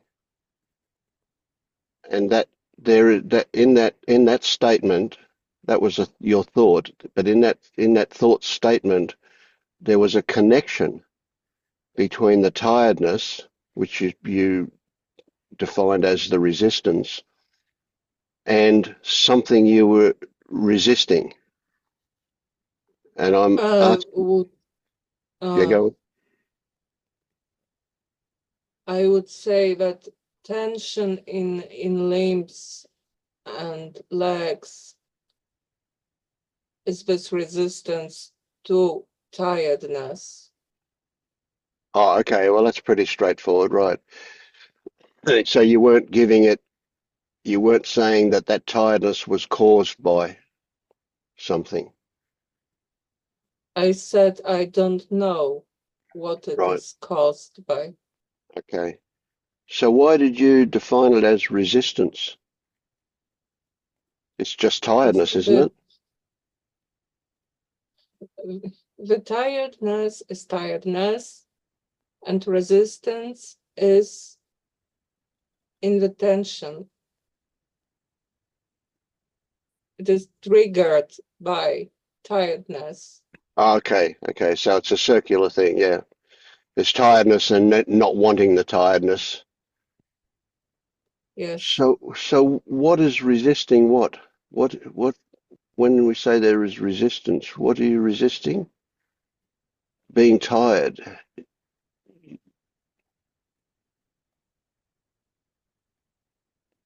But isn't the resisting of being tired the tiredness itself? No. Oh, okay. So where is the resistance? It's not in the physical tiredness. What is the resistance? Is that Tension in my limbs. which is the tiredness, is it not? No. Oh no, it's different. All right. So you have tiredness in the limbs and you have tension in the limbs. Right. Okay. Got it. I guess tiredness is the feeling of low energy. Yes. And heaviness and so on. Yes, I get it.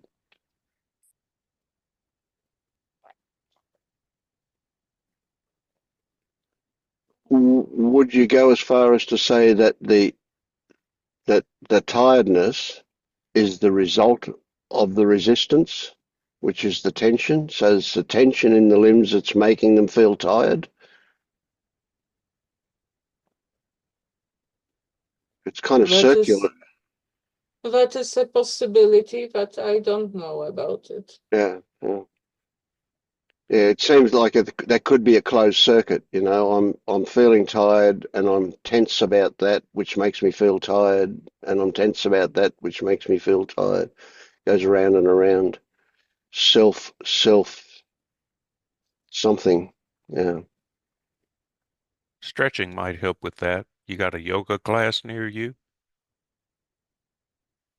No, and I'm awful with stretching. Well, everybody's awful when they start. You look like an idiot. I have a friend that does it. I mean, but I mean, you can't mess up stretching. I mean, they say, okay, stretch your arm, and you can do that.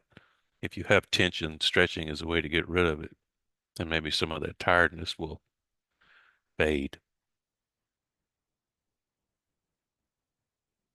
Yeah, there's things on the internet you can follow about, easy home stretches.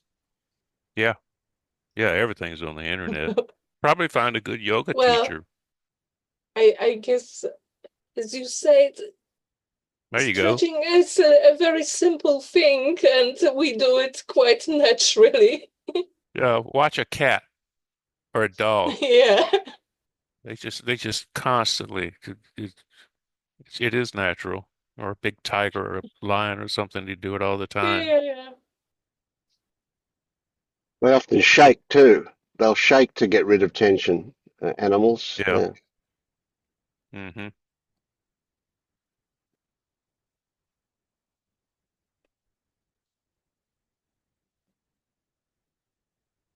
That would break that circular thing. I'm feeling tired, but I don't want to feel tired, so there's tension, and then there's tension, and tiredness comes from the tension, and around it goes. So doing a stretch or a shake would be enough to break that. Well, I'll just do it, and I will see what will happen. Hmm. If Well, it works, fine. tension in the muscles takes energy. Mm, That's a fact. That's not uh, crazy stuff. Tension in the muscles, which is, the nervous system tightens up. You have tension. You can have stress over life or whatever, and tension shows up in the body, and it does sap your energy. So stretching muscles and getting relaxed. People say it helps. I don't know. I don't do yoga. I climb up and I down guess ladders and stuff. I do some basic stretching just to, to, in the morning to get my spine going.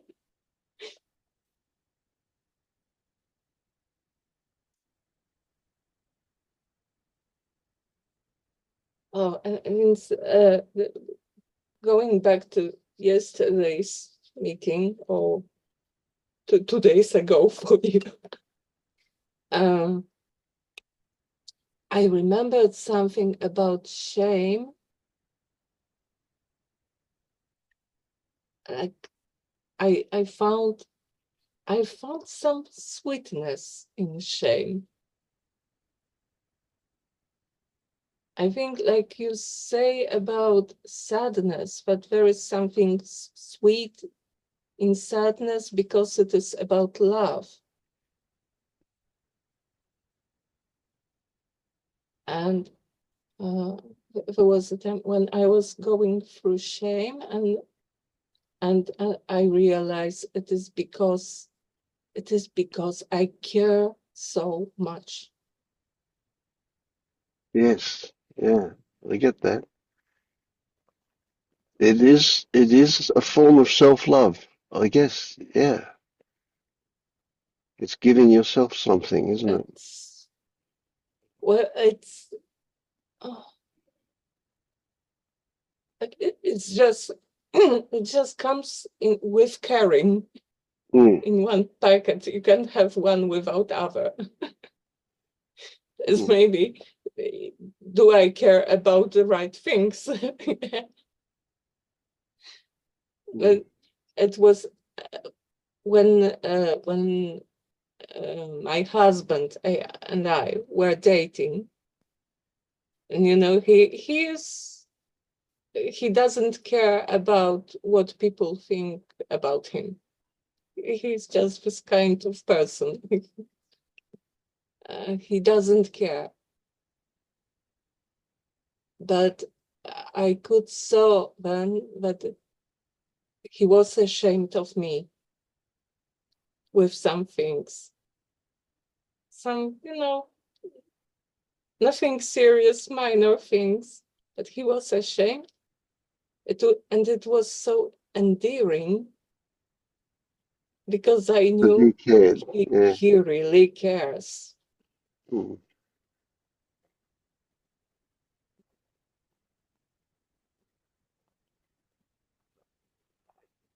Mm. Is that shame or embarrassment? I don't see much difference. Oh, I understood shame to be is that that's who you are, but embarrassment is feeling self-conscious about what you think other people think of you. I think. Well, something, how I am, makes people uncomfortable. I think it can be avoided. Someone will be uncomfortable with how I am. I get that a lot. And you know, most of them I don't care. But there are people that I want to be comfortable around me. I care. I just care about them being comfortable.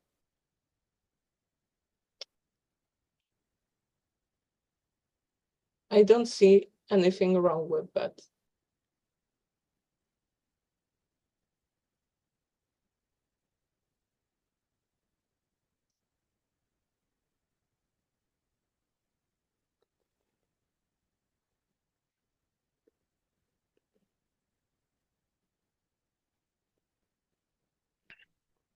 So there's nothing to fix there.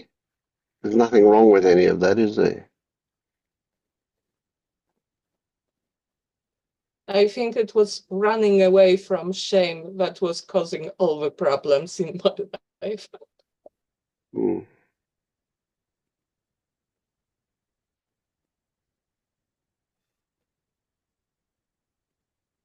Although I get what you mean about shame being a form of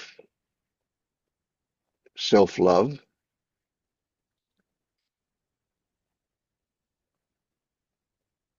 There seems to, for a lot of people, shame is a form of suffering. That doesn't mean it is for you. I've never Is it? said it is pleasant. No. Okay. You know, it's like with sadness. Yes. Sadness is not pleasant. There is a sweetness to the sadness. Yeah. But yeah, you're right. Yeah. But it doesn't make it a completely wonderful feeling. Mm.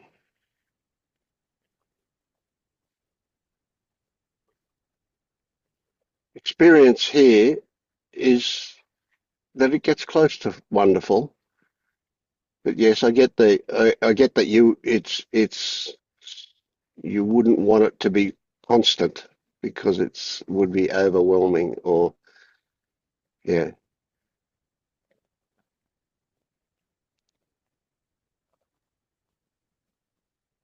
Can I come Yeah, I mean in? it's like yeah, so go on.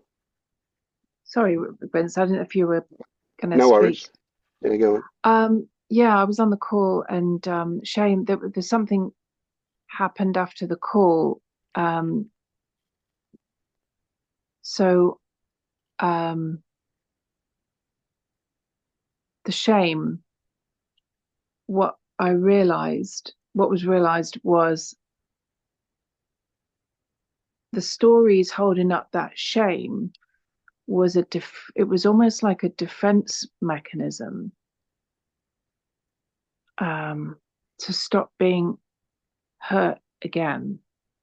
So I don't know if any of this makes sense. I was trying, as Bianca was just talking, because something happened, and how it feels now is, I think I talked about the shame around my parents, and it seems the easiest thing in the world to pick up the phone and just like everything's okay, and you know there's love, and compassion was before. The shame was holding some resistance, some wall up to prevent that love showing itself, because it might get hurt. Something like that. I don't know exactly what. And this kind of comes back into the child meditation as well, like bringing that child into that conversation, that things are different now. This is a different perspective.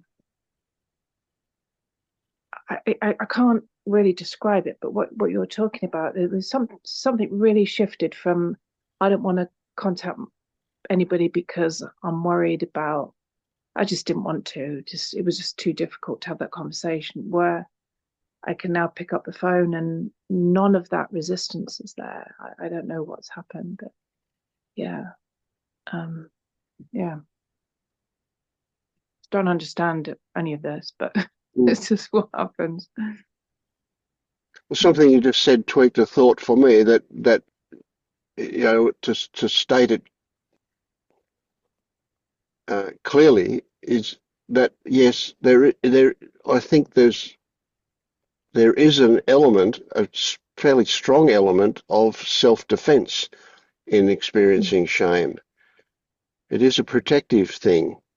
You know, I used to think that shame was just easier to cope with than guilt. And so we overlay guilt with shame, and then we're happy to, we're not that it's pleasant, but we can cope with shame easier than we can cope with guilt. So it's like it's the least worst choice kind of thing. But now we're talking about it like this, it becomes much more expansive. There's a lot more involved than just that. Yes. Well, in the AA 12-step program, you do a step where you do amends to people, and that was about guilt. But when we were on the conversation yesterday or 2 days ago, that's when I recognized there's a lot of shame, and I kind of saw the difference. So it's almost like the guilt has, because I didn't really feel guilty, but there was some defense mechanism, like you said, that was still there hanging on, and that was the shame. And it's very unspoken. Like you know, in my head, I've got a particular thing that happened, but it was never spoken about in the family. So I actually don't know whether they remember or they know, but in my head, it's a big story. And then when I saw that it was stories and it was a big thought wall, that, I don't know, it just kind of, it loses its power. Yeah, it wasn't necessary anymore. Yeah, but it was recognizing it as shame and not guilt. It was quite different. Yeah. Yeah. So you could just, this little scenario popped up in my head. So you feel guilty about something, and let's say it involves another person, and you go to express, say, apology or remorse or something about that guilt, then what you will be experiencing will be shame. They're kind of True. as you're doing that, you know, you'll feel ashamed about the guilt. Yeah, that's good. They're intertwined. It's interesting, isn't it? Yeah. Yeah, and there's kind of something about making you quite small. It feels very contracting and very small.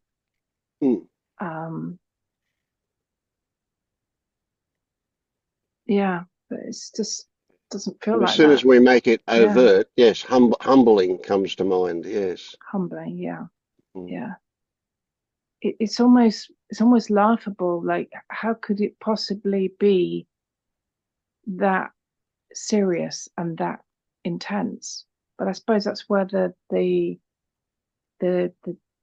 child comes in, isn't it? Because if it was, well, it's survival stuff, isn't it, for the child? Yeah, and it was a big thing at that point of development. Yeah.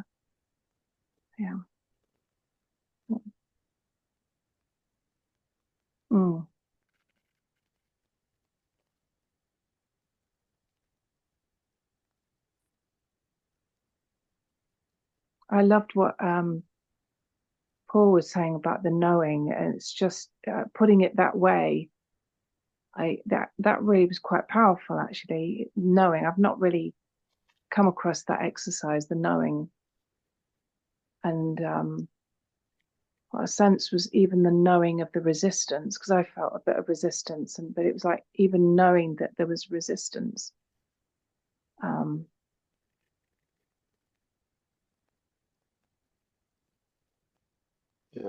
It's a perspective shift, isn't it? Mm, It yeah.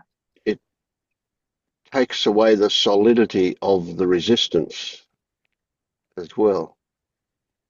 When it's known, it's seen to be something different to what the experience was before it's known to be known. But without wanting it to be different. Hmm. Yeah.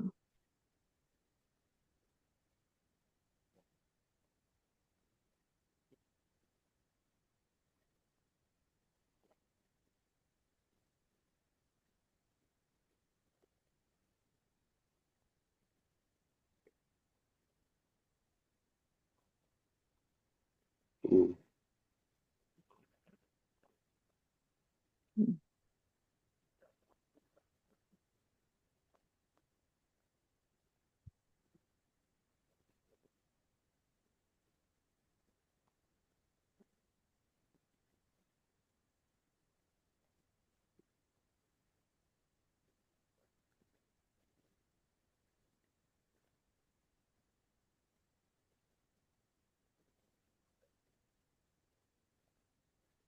How's your experience been, Maya, recently?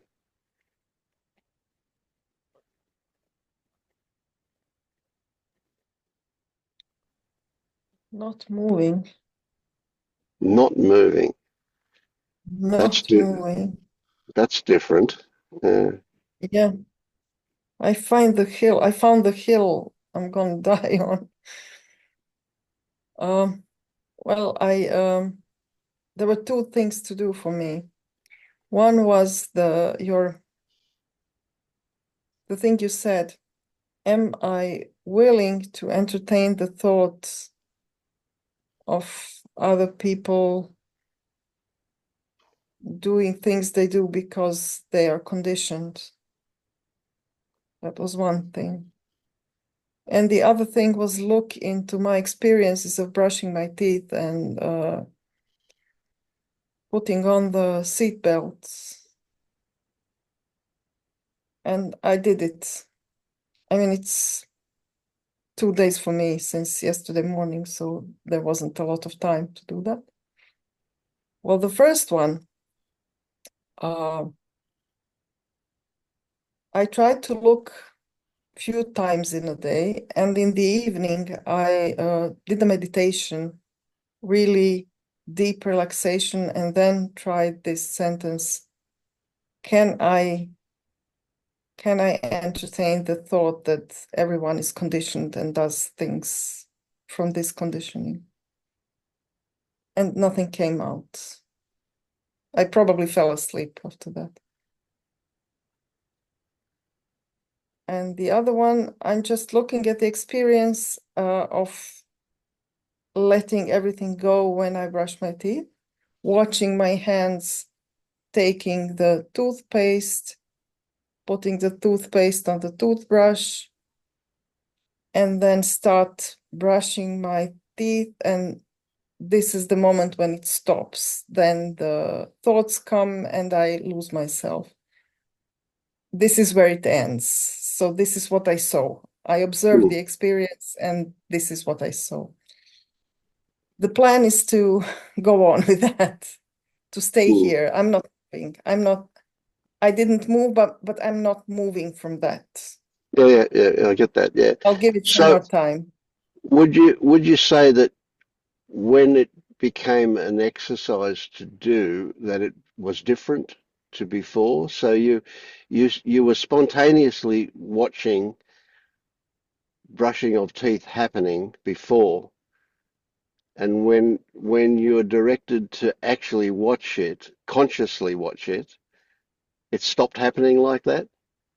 A bit, Yeah, yes. yeah. It was harder And to maintain the yeah, perspective. sure, yeah, yeah. And the difference was, what do you think?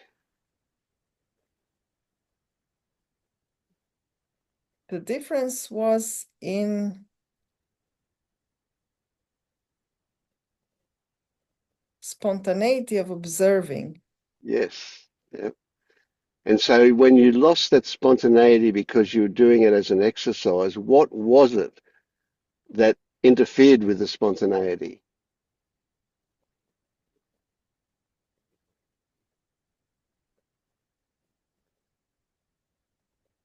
What was it?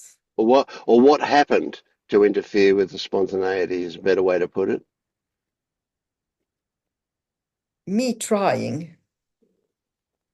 Right. And just investigate that a moment. What did you trying consist of? How was trying experienced? M- Maybe of more little thoughts. I now Yes, have to observe it. I now have to observe it. exactly. Now this is Yeah. another movement. Now the third movement. Yes. These So little thoughts. isn't it absolutely amazing? Are you not mind boggled by the fact that a thought can Yeah, do that? yeah, yeah. Mm. Move me out of my experience. Yes, yeah, Drag me exactly. out Yeah. of my experience. Oh, those devil thoughts, how they interfere Yeah. with everything. And I was walking today. I was walking a lot. And I thought this is just the exercise to try um to have to bring this experience to other movements, Yes, like walking. absolutely. Yes. It didn't Couldn't work do it. today. Yeah. No, because I But tried.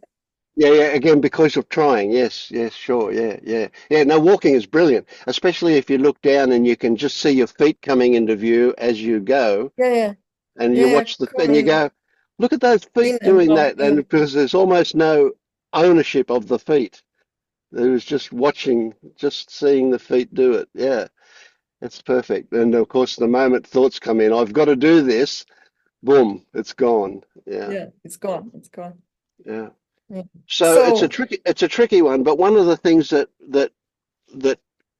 has opened up for you there is the potential to see, well, you already see how thoughts interfere with experiencing, but that potential to um, break the bond, to not break the bond, that sounds too intentional, but to lose the connection between the thought and the experience like that. Mhm. Right. So going back to what Paul was saying about knowing that thoughts, the knowing of thought is like that's something that exists, and the thought can exist, but the connection between the thought and the experience doesn't have to be, it doesn't have to exist. It can or it not.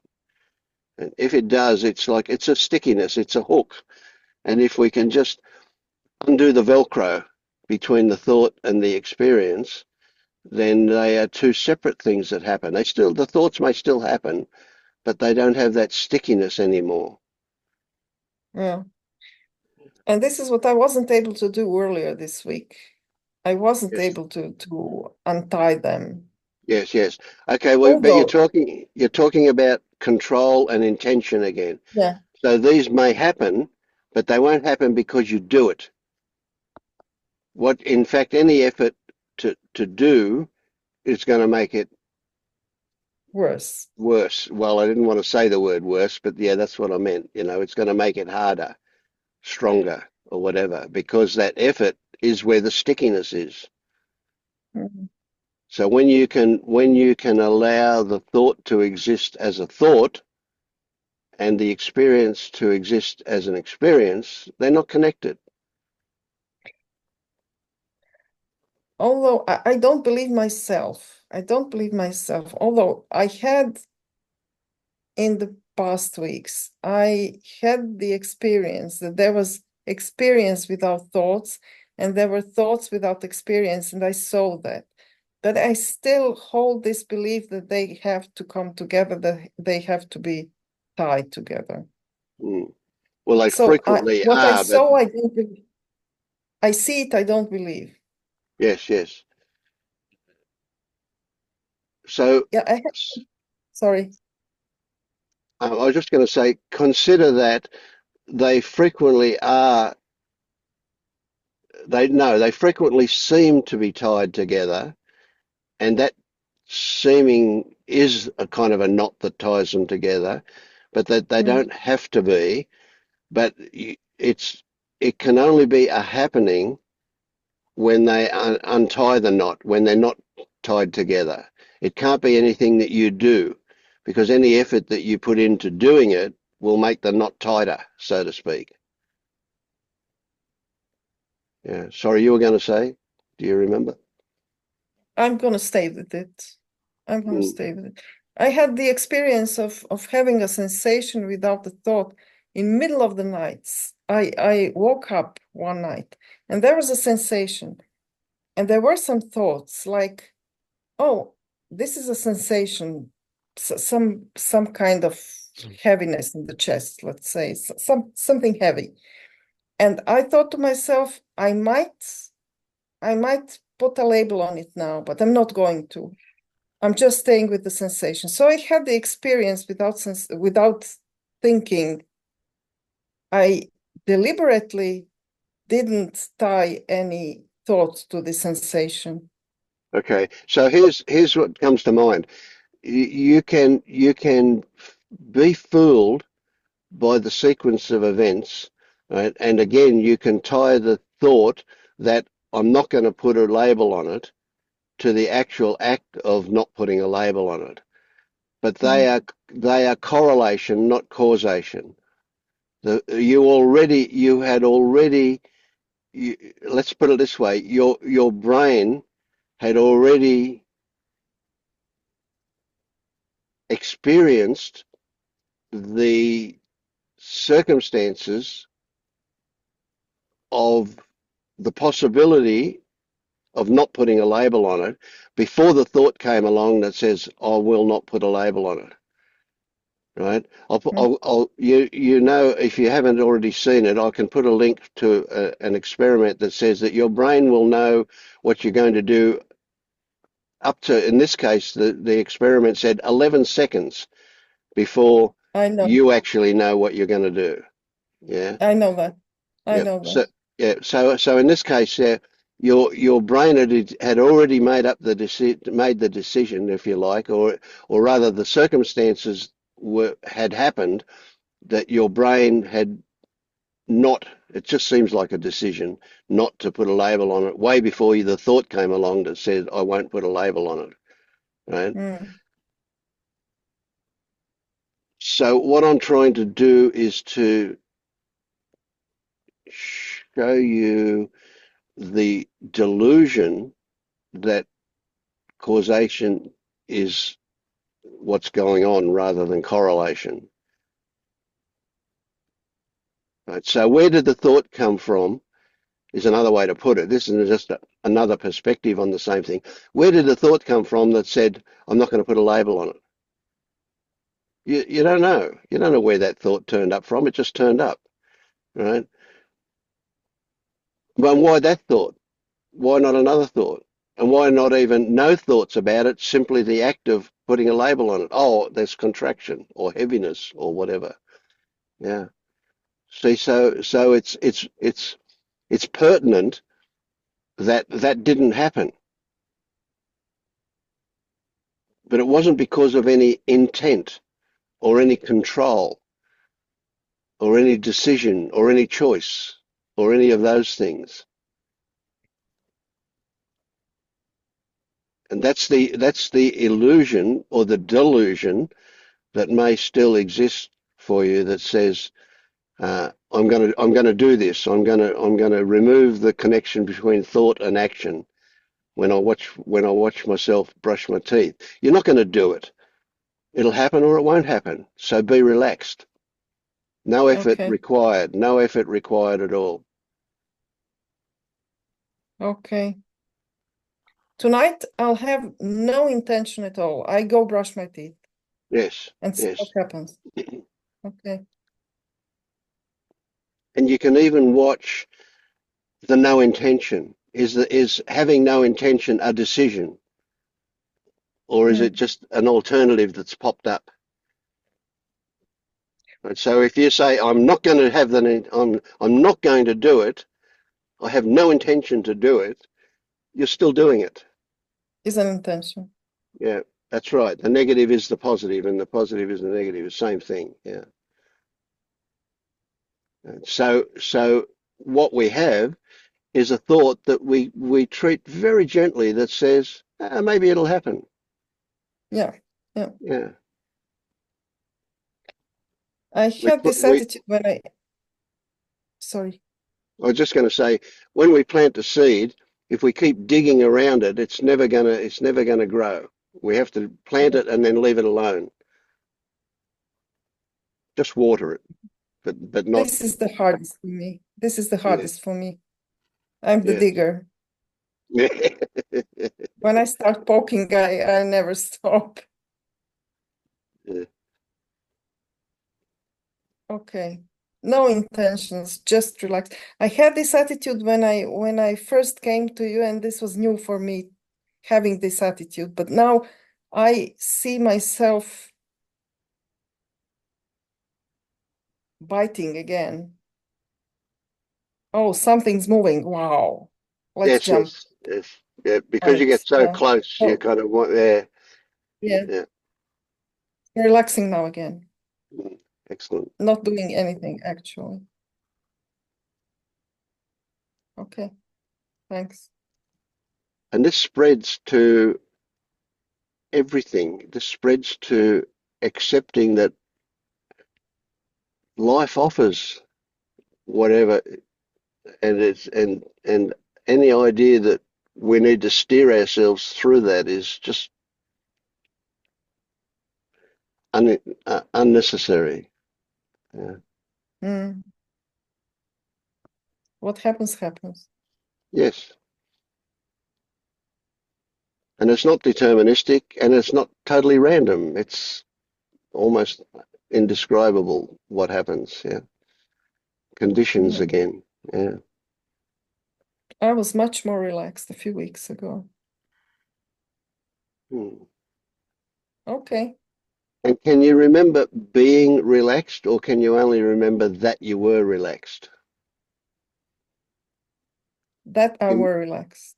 Yeah, yeah. So that's interesting, isn't it? So what we would like to happen would be a memory of how it felt to be relaxed. And guess what? If that memory turns up, it will be a reenactment of that, and you will be that relaxed now. Mm. Yeah. Yeah, okay.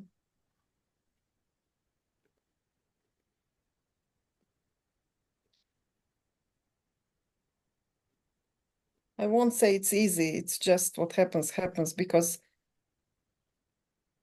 if I say it's easy, it won't be easy. So it's nothing. It's not easy and not easy. Hmm. Anyway, okay. Thanks. Yeah. And this leads us down a path where we go, it's not easy, it's not easy, it's what, you know what? I've got no idea what it is. I just don't know. And that's Yeah. brilliant. That is just a wonderful, wonderful place to be. Yeah. And I don't need to know. No,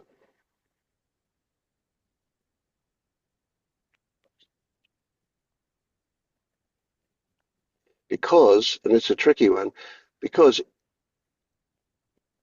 if you do need to know, you will know. If you do need to know, you will know how to find out what you need to know. Whatever is required will become accessible. So there's no imperative to carry anything around in case. You don't have to be prepared.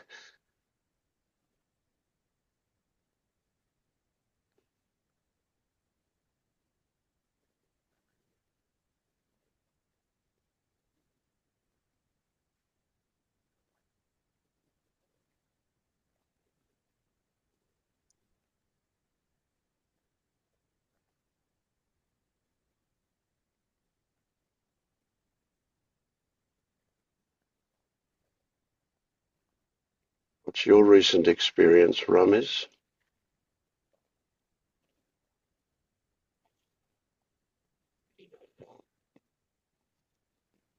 I feel like the back of my head just fell off, and it just uh, pouring cold liquid, frosty liquid, like pouring into me in the back, my spine. And it feels weird. It feels like I don't know how to orient myself.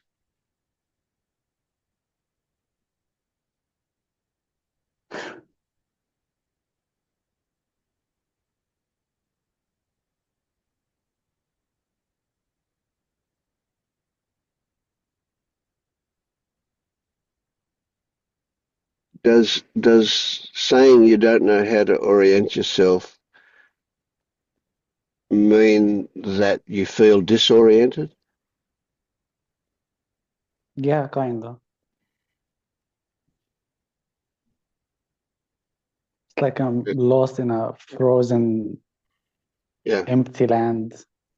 Yep.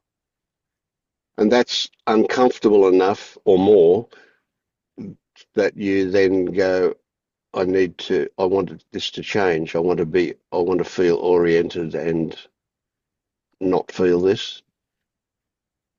No, it's no, No, okay. but the resistance seems there is resistance, but not to this experience.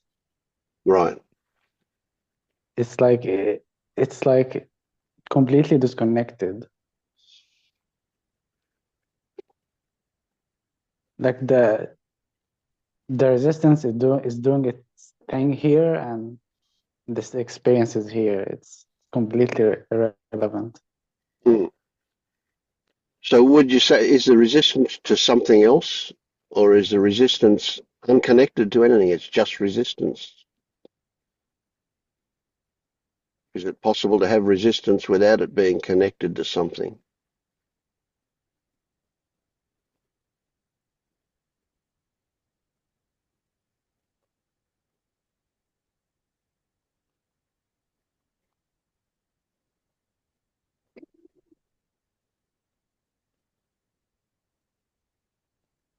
What comes to mind when I say, what are you resisting? What is the resistance about?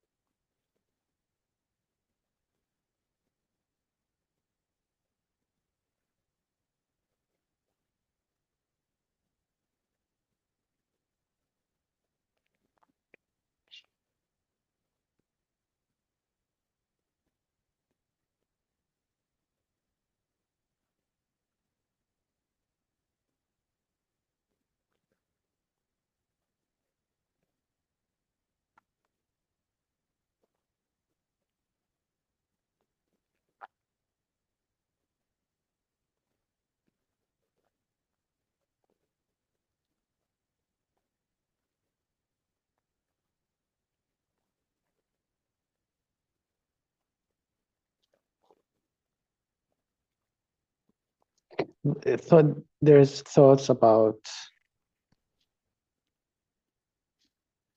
what about doing, controlling.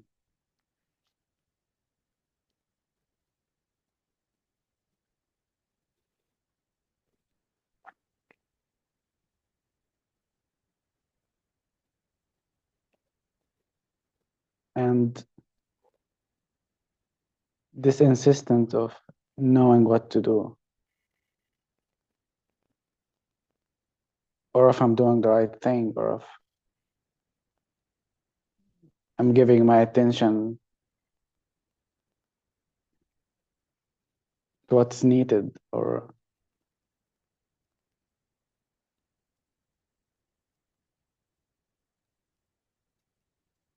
So is that an expression of the resistance, or are you resisting that?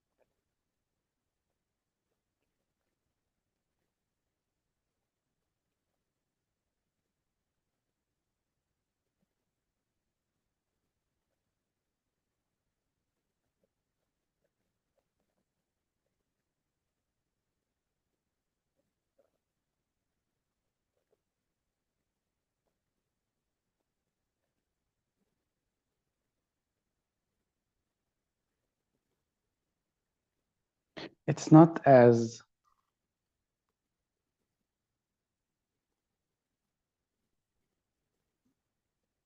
prominent, maybe.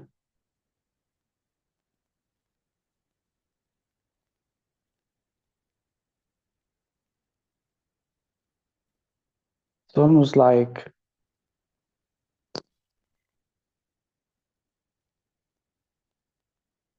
it's enveloped in this feeling of quietness.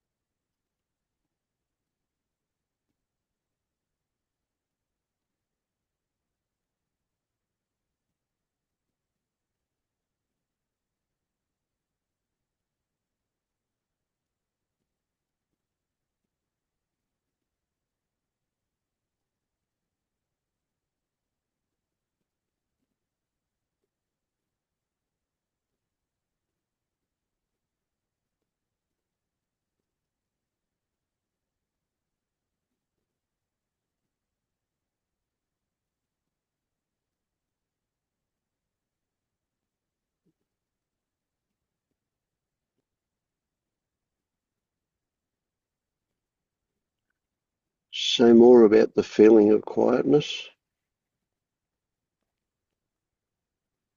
It's like it's a, the image in my head doesn't make any sense, but it feels like a storm, but it's quiet storm.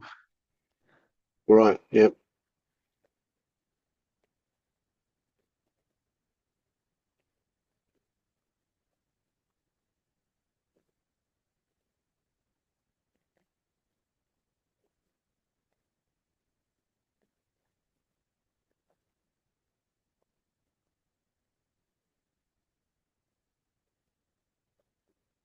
it's like um,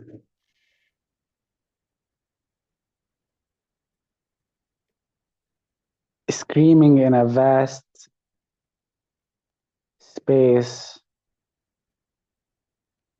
that the sound is almost not Yep. can be heard. Mm.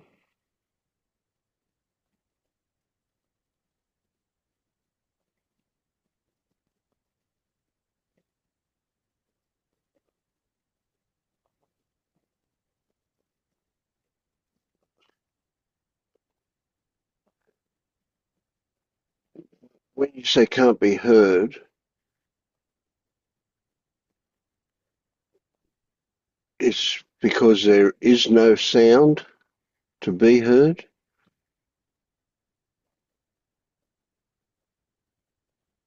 Like I imagine if, Actually, yeah, go on. yesterday I had I don't know, like a sleep paralysis and like a nightmare. And in the nightmare, I was screaming. And I couldn't hear myself screaming. And I was trying to put my hand in front of my mouth to feel if there is something coming out. And I didn't know if I was screaming or not. Mm. And I was thinking, like, could anyone is hearing me? I didn't know Mm. if I was screaming in the dream or in real life. Yep. Yeah, I get that. Yeah.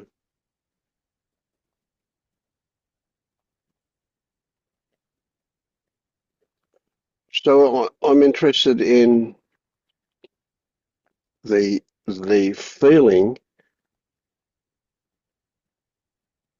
that would be associated with each of those possibilities. Right? So how would you feel if you were screaming but nothing was coming out? There was no sound to be heard by anybody. Nobody would be hearing it, not even yourself. As compared to if there was sound coming out and people were hearing it. What would be what In are the your dream, feelings about that? Yeah. I was worrying that somebody would hear. Okay. Okay. Yep. Got it. And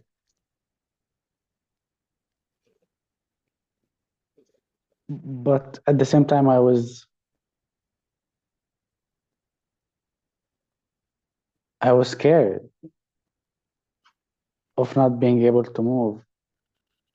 Mm. Yeah, the sleep paralysis. Yeah.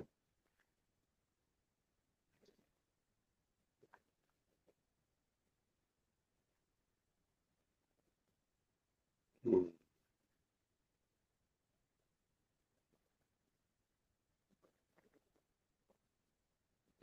So of course, with both of those scenarios, we're talking about an expression of something and what was behind the screaming.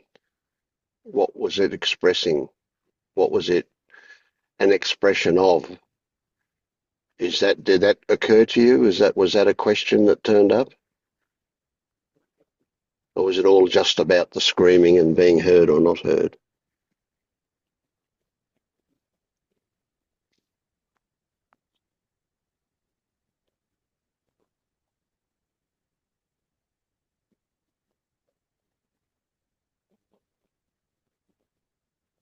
I don't know.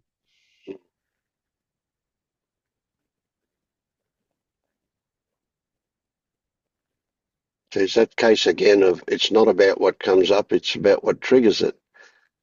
And so although we can put our focus into what if somebody heard me and what if I can't be heard, all of that is about what comes up. But what triggered it was something else. In the dream, your subconscious was reacting to something that you're not aware of. Yeah. But do you recognize that it was reacting to something, even though you don't know what it was? And it really doesn't matter in a way, but do you recognize that logically speaking, there has to be something behind it for it to occur? Behind what exactly of the experience? Like what Behind part? behind the experience of the screaming, and regardless of whether it's heard or not, the reason that the scream is there is because it's reacting to something. It doesn't exist in isolation, does it? I mean, it could possibly, I guess, but it's unlikely. Why would there be a scream if there wasn't a reason to scream? I know we're Well, just playing with logic, but yeah, go. Ramis, you said you were scared. Mhm. No, he said he was scared that somebody would hear. I thought that's the way I took it anyway. No. No, that the scream was a result of being scared. Is that what you heard? Yeah, okay, I missed that. That he was anxious that someone would hear, but at the same time, he was scared. Mm. And I don't know now. Yeah. I Well, took it that he was screaming because he was scared. okay, yeah. So But let's check. Was that the case, Ramiz? Did you feel that was Yeah, this? it's Yeah. the worrying about being heard is just like an afterthought about. Yeah. So the scream was about being scared of something. Yeah. It's it was about being scared of not being able to move. Okay.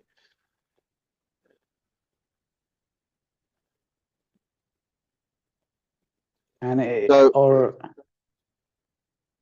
So sleep paralysis occurs because it's a way of the body protecting itself from hurting itself by expressing what's going on in the dream.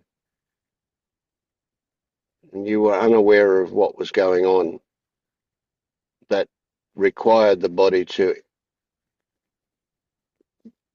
the have dream sleep is paralysis. it was almost like an out of body experience. Like I was, the scene was looking on my right side from my bed, and I was almost seeing the room. It was dark, but I was sensing it, and I would sense like somebody comes in. I was dream like my grandma knocks on the door because she heard me screaming, and I thought this was all real, and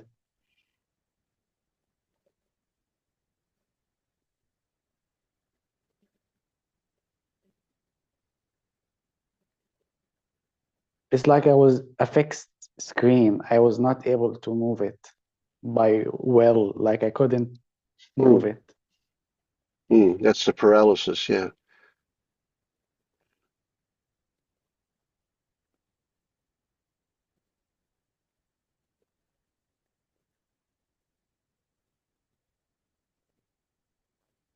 But as I take it,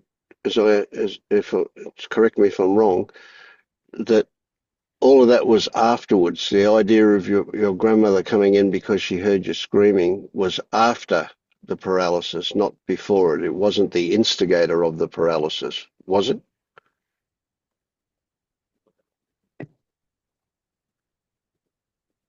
It was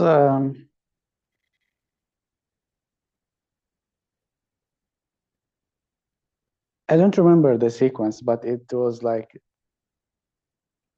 a part where I can't move, a part where I'm screaming, a part where my grandma is knocking on the door, Yeah.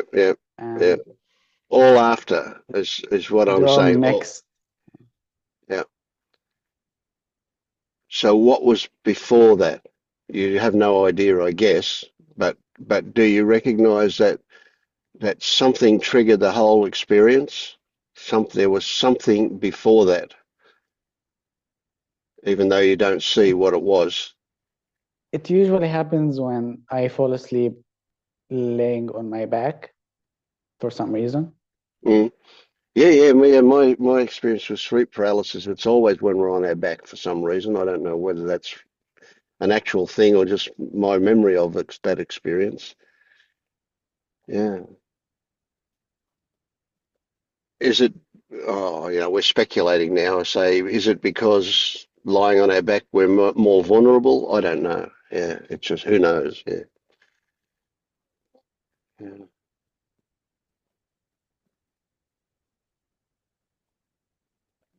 But I'm wanting you to acknowledge, and you don't have to, of course, just because I want, but I'm wanting you to acknowledge that if when when when we experience sleep paralysis, it's a way of the body protecting you from hurting yourself by acting out whatever the dream is. So it's going to stop you from rolling out of bed. It's going to stop you from punching the wall or whatever it is that you're dreaming about. It's a protective device that the body does uh, to do that, and your focus is entirely on the effects of that rather than on what precedes it. And I'm just wanting you to acknowledge that you recognize that there must be something going on for you to respond to by doing that.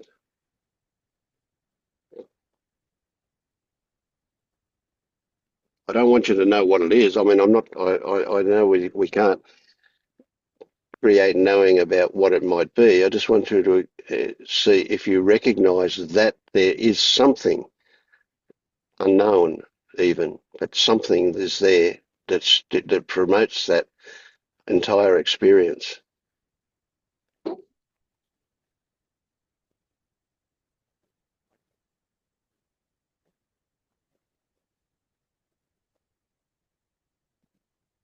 Of course, it's something in your subconscious. It's not something that you'll know about.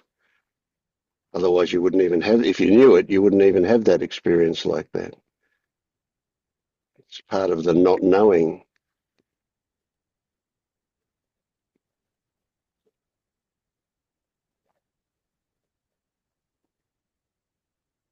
So I'm asking, can you logically accept that there must be something promoting that experience? I I don't think I understand. Hmm.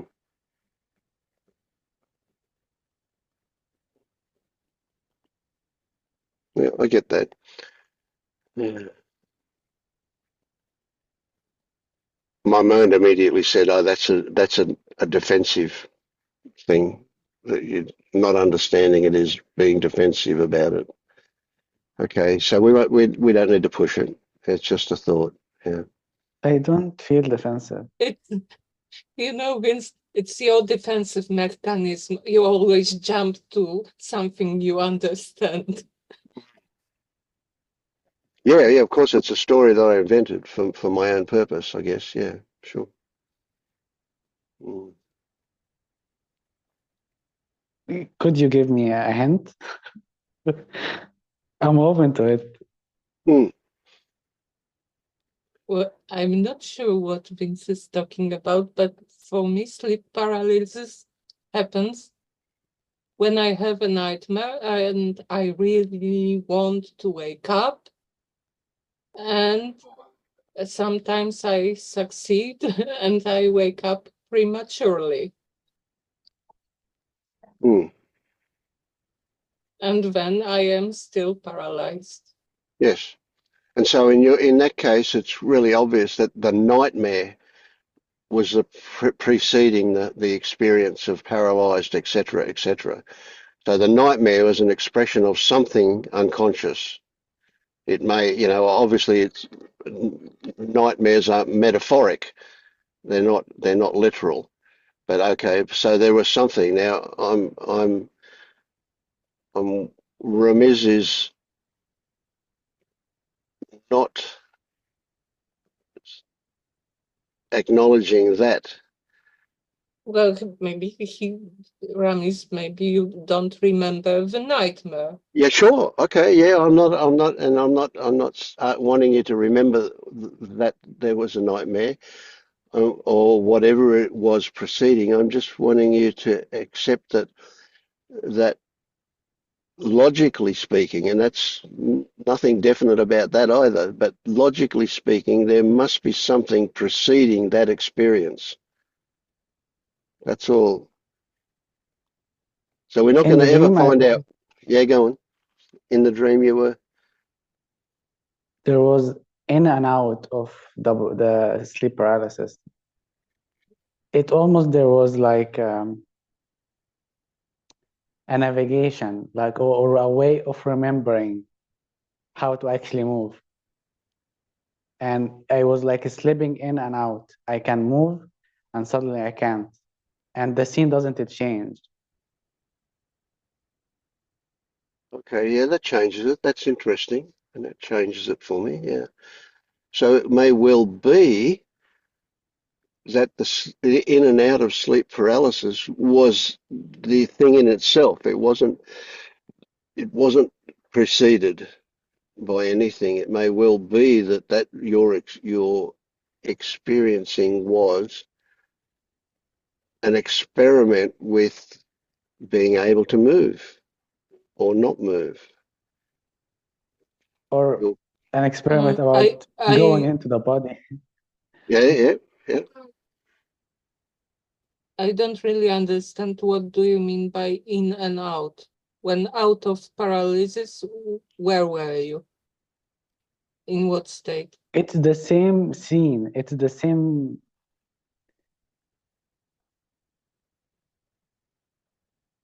It's the same experience, but one I can move and one I can't. Yes. Well, for me,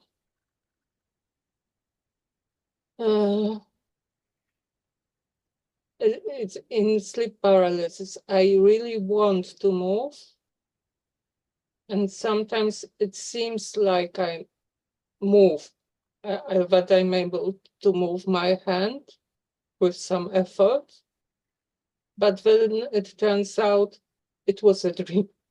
I imagined that. I didn't move at all. Yeah, that happens also in the dream. Like afterward in the dream, I was able to get up in the dream, and I thought it was real. And I went outside, and I saw people, and then I woke up, and I was going again in Again, the in the first paralysis. It was crazy. Like it was very confusing.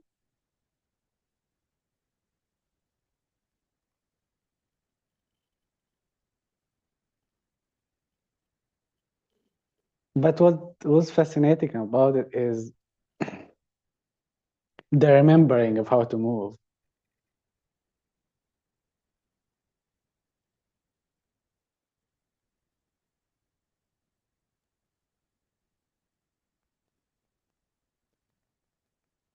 Or like the volition or will to move connects with the body somehow.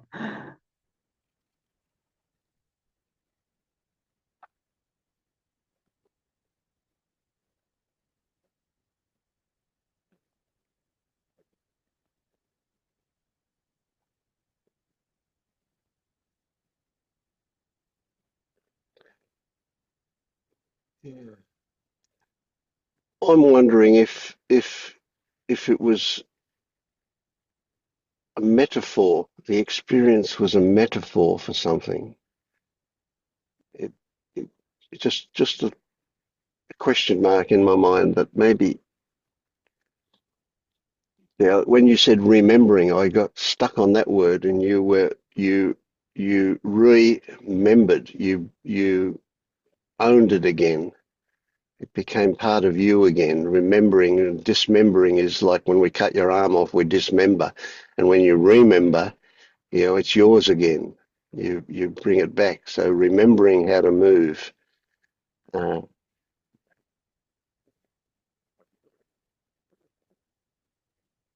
there was no remembering how to be paralyzed. That just happened. But then there was the remembering how to move that kind of broke the spell of being paralyzed. Yeah. And if we treat that as a metaphor, as a possibility that it was a metaphor, then you've got something to contemplate about life and remembering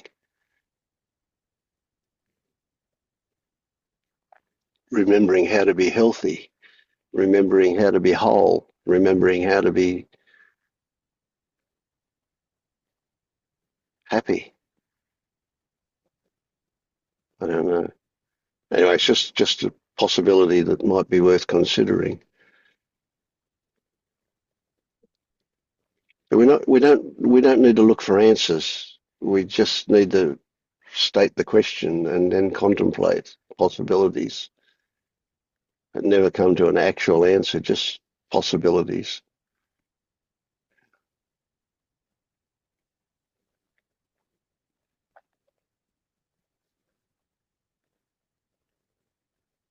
And without doubt, it was an interesting experience.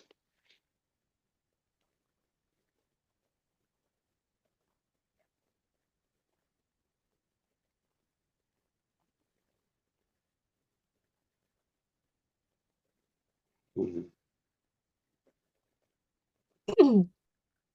But if I remember correctly, you just uh, used it as a comparison to uh, for this frozen wasteland. Yeah.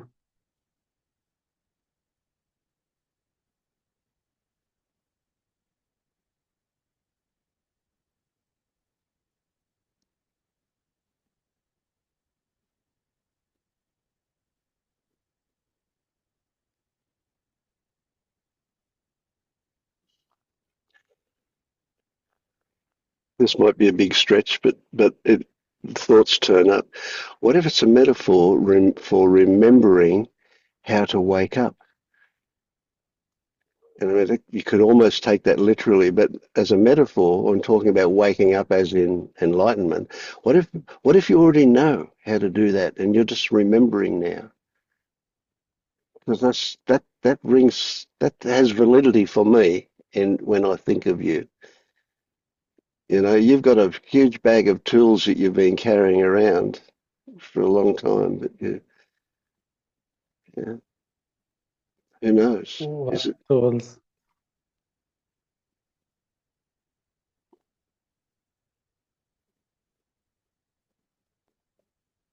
Did you say I what also tools? There you go.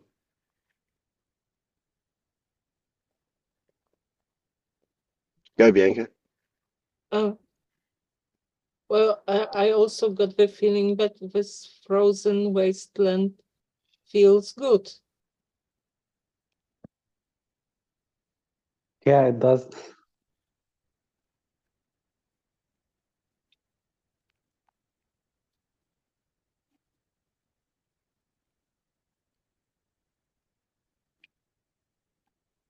Yeah, It's not like sleep paralysis. no. It's different. It's Hmm.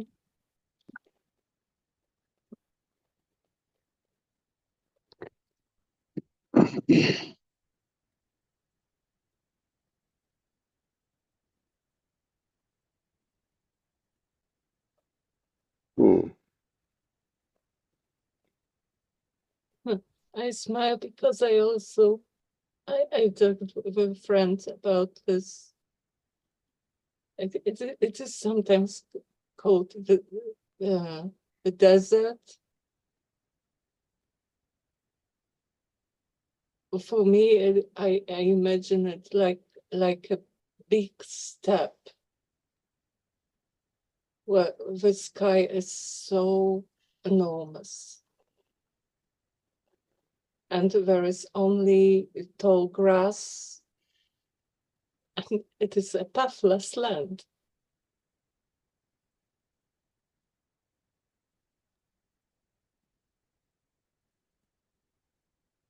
Mm. And I've heard someone saying it was so, to ring so true, that we want so much to know that our life is going in the right direction.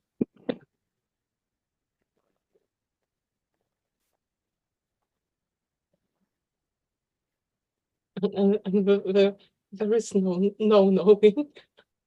Mm. And in that wasteland, there's no direction. There are no roads to follow, no fences to guide you, no nothing. It could be in any direction, eh? In Yes, the it's desert, like, in the desert, in the land. what do I do now? Hmm.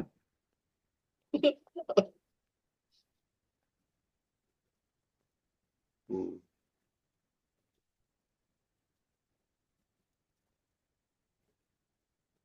I'm sorry, Ramis. Maybe it's very different from what you are describing. Yeah, it's related, what I'm saying. Yeah. Don't be sorry about anything. It's also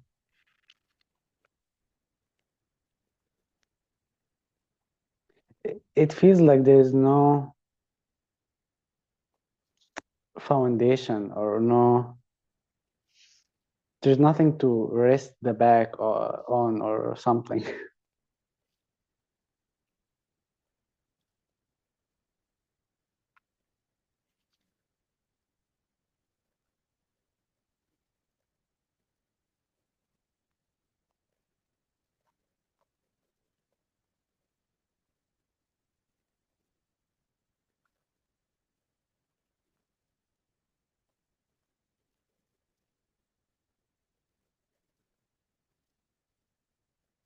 What, what if there isn't?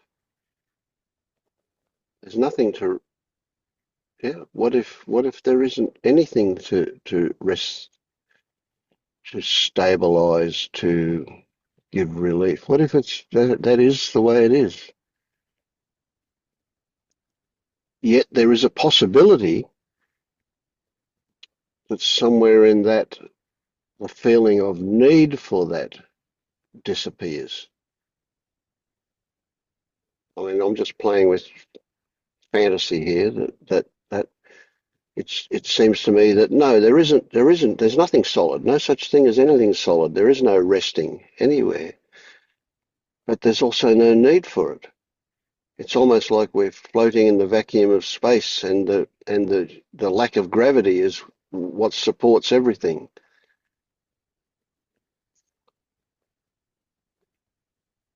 Anyway, that's just playing with images. But yeah, that's what it feels like here. Anything that we imagined was solid enough to support us is just imagination. And it's not that there's a lack of that, there's also a lack of a need for it. We are self-supporting. I feel more like Ramis said about this resistance, but it's still there and it's doing its thing, but it doesn't matter. Mm. There's a certain comfort in it, I Yeah, guess. Yeah. it's also like this wanting the direction is still there and doing its thing. And so what? Yeah. It's like if there's a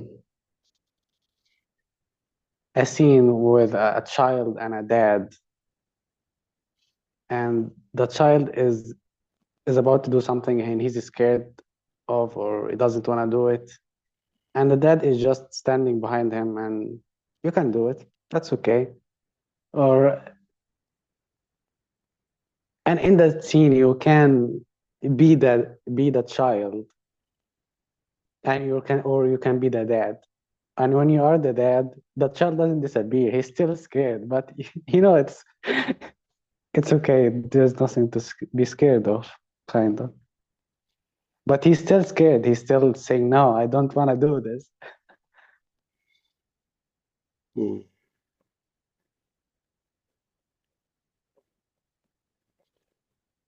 So what about the third alternative, that not being not the child or the dad, but being both at the same time? Yeah, when you are the I dad, you guess are both. it is precisely what Rami said. But we are both. Hmm.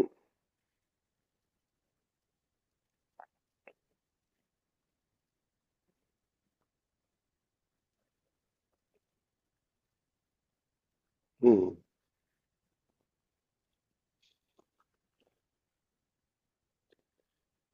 Always feel apologetic at this point, but yeah, we've just hit 3 hours and I have things to do, so I think we'll wind up. But it's certainly not finished for you. Just keep on experiencing whatever. You can't not, of course, but yeah.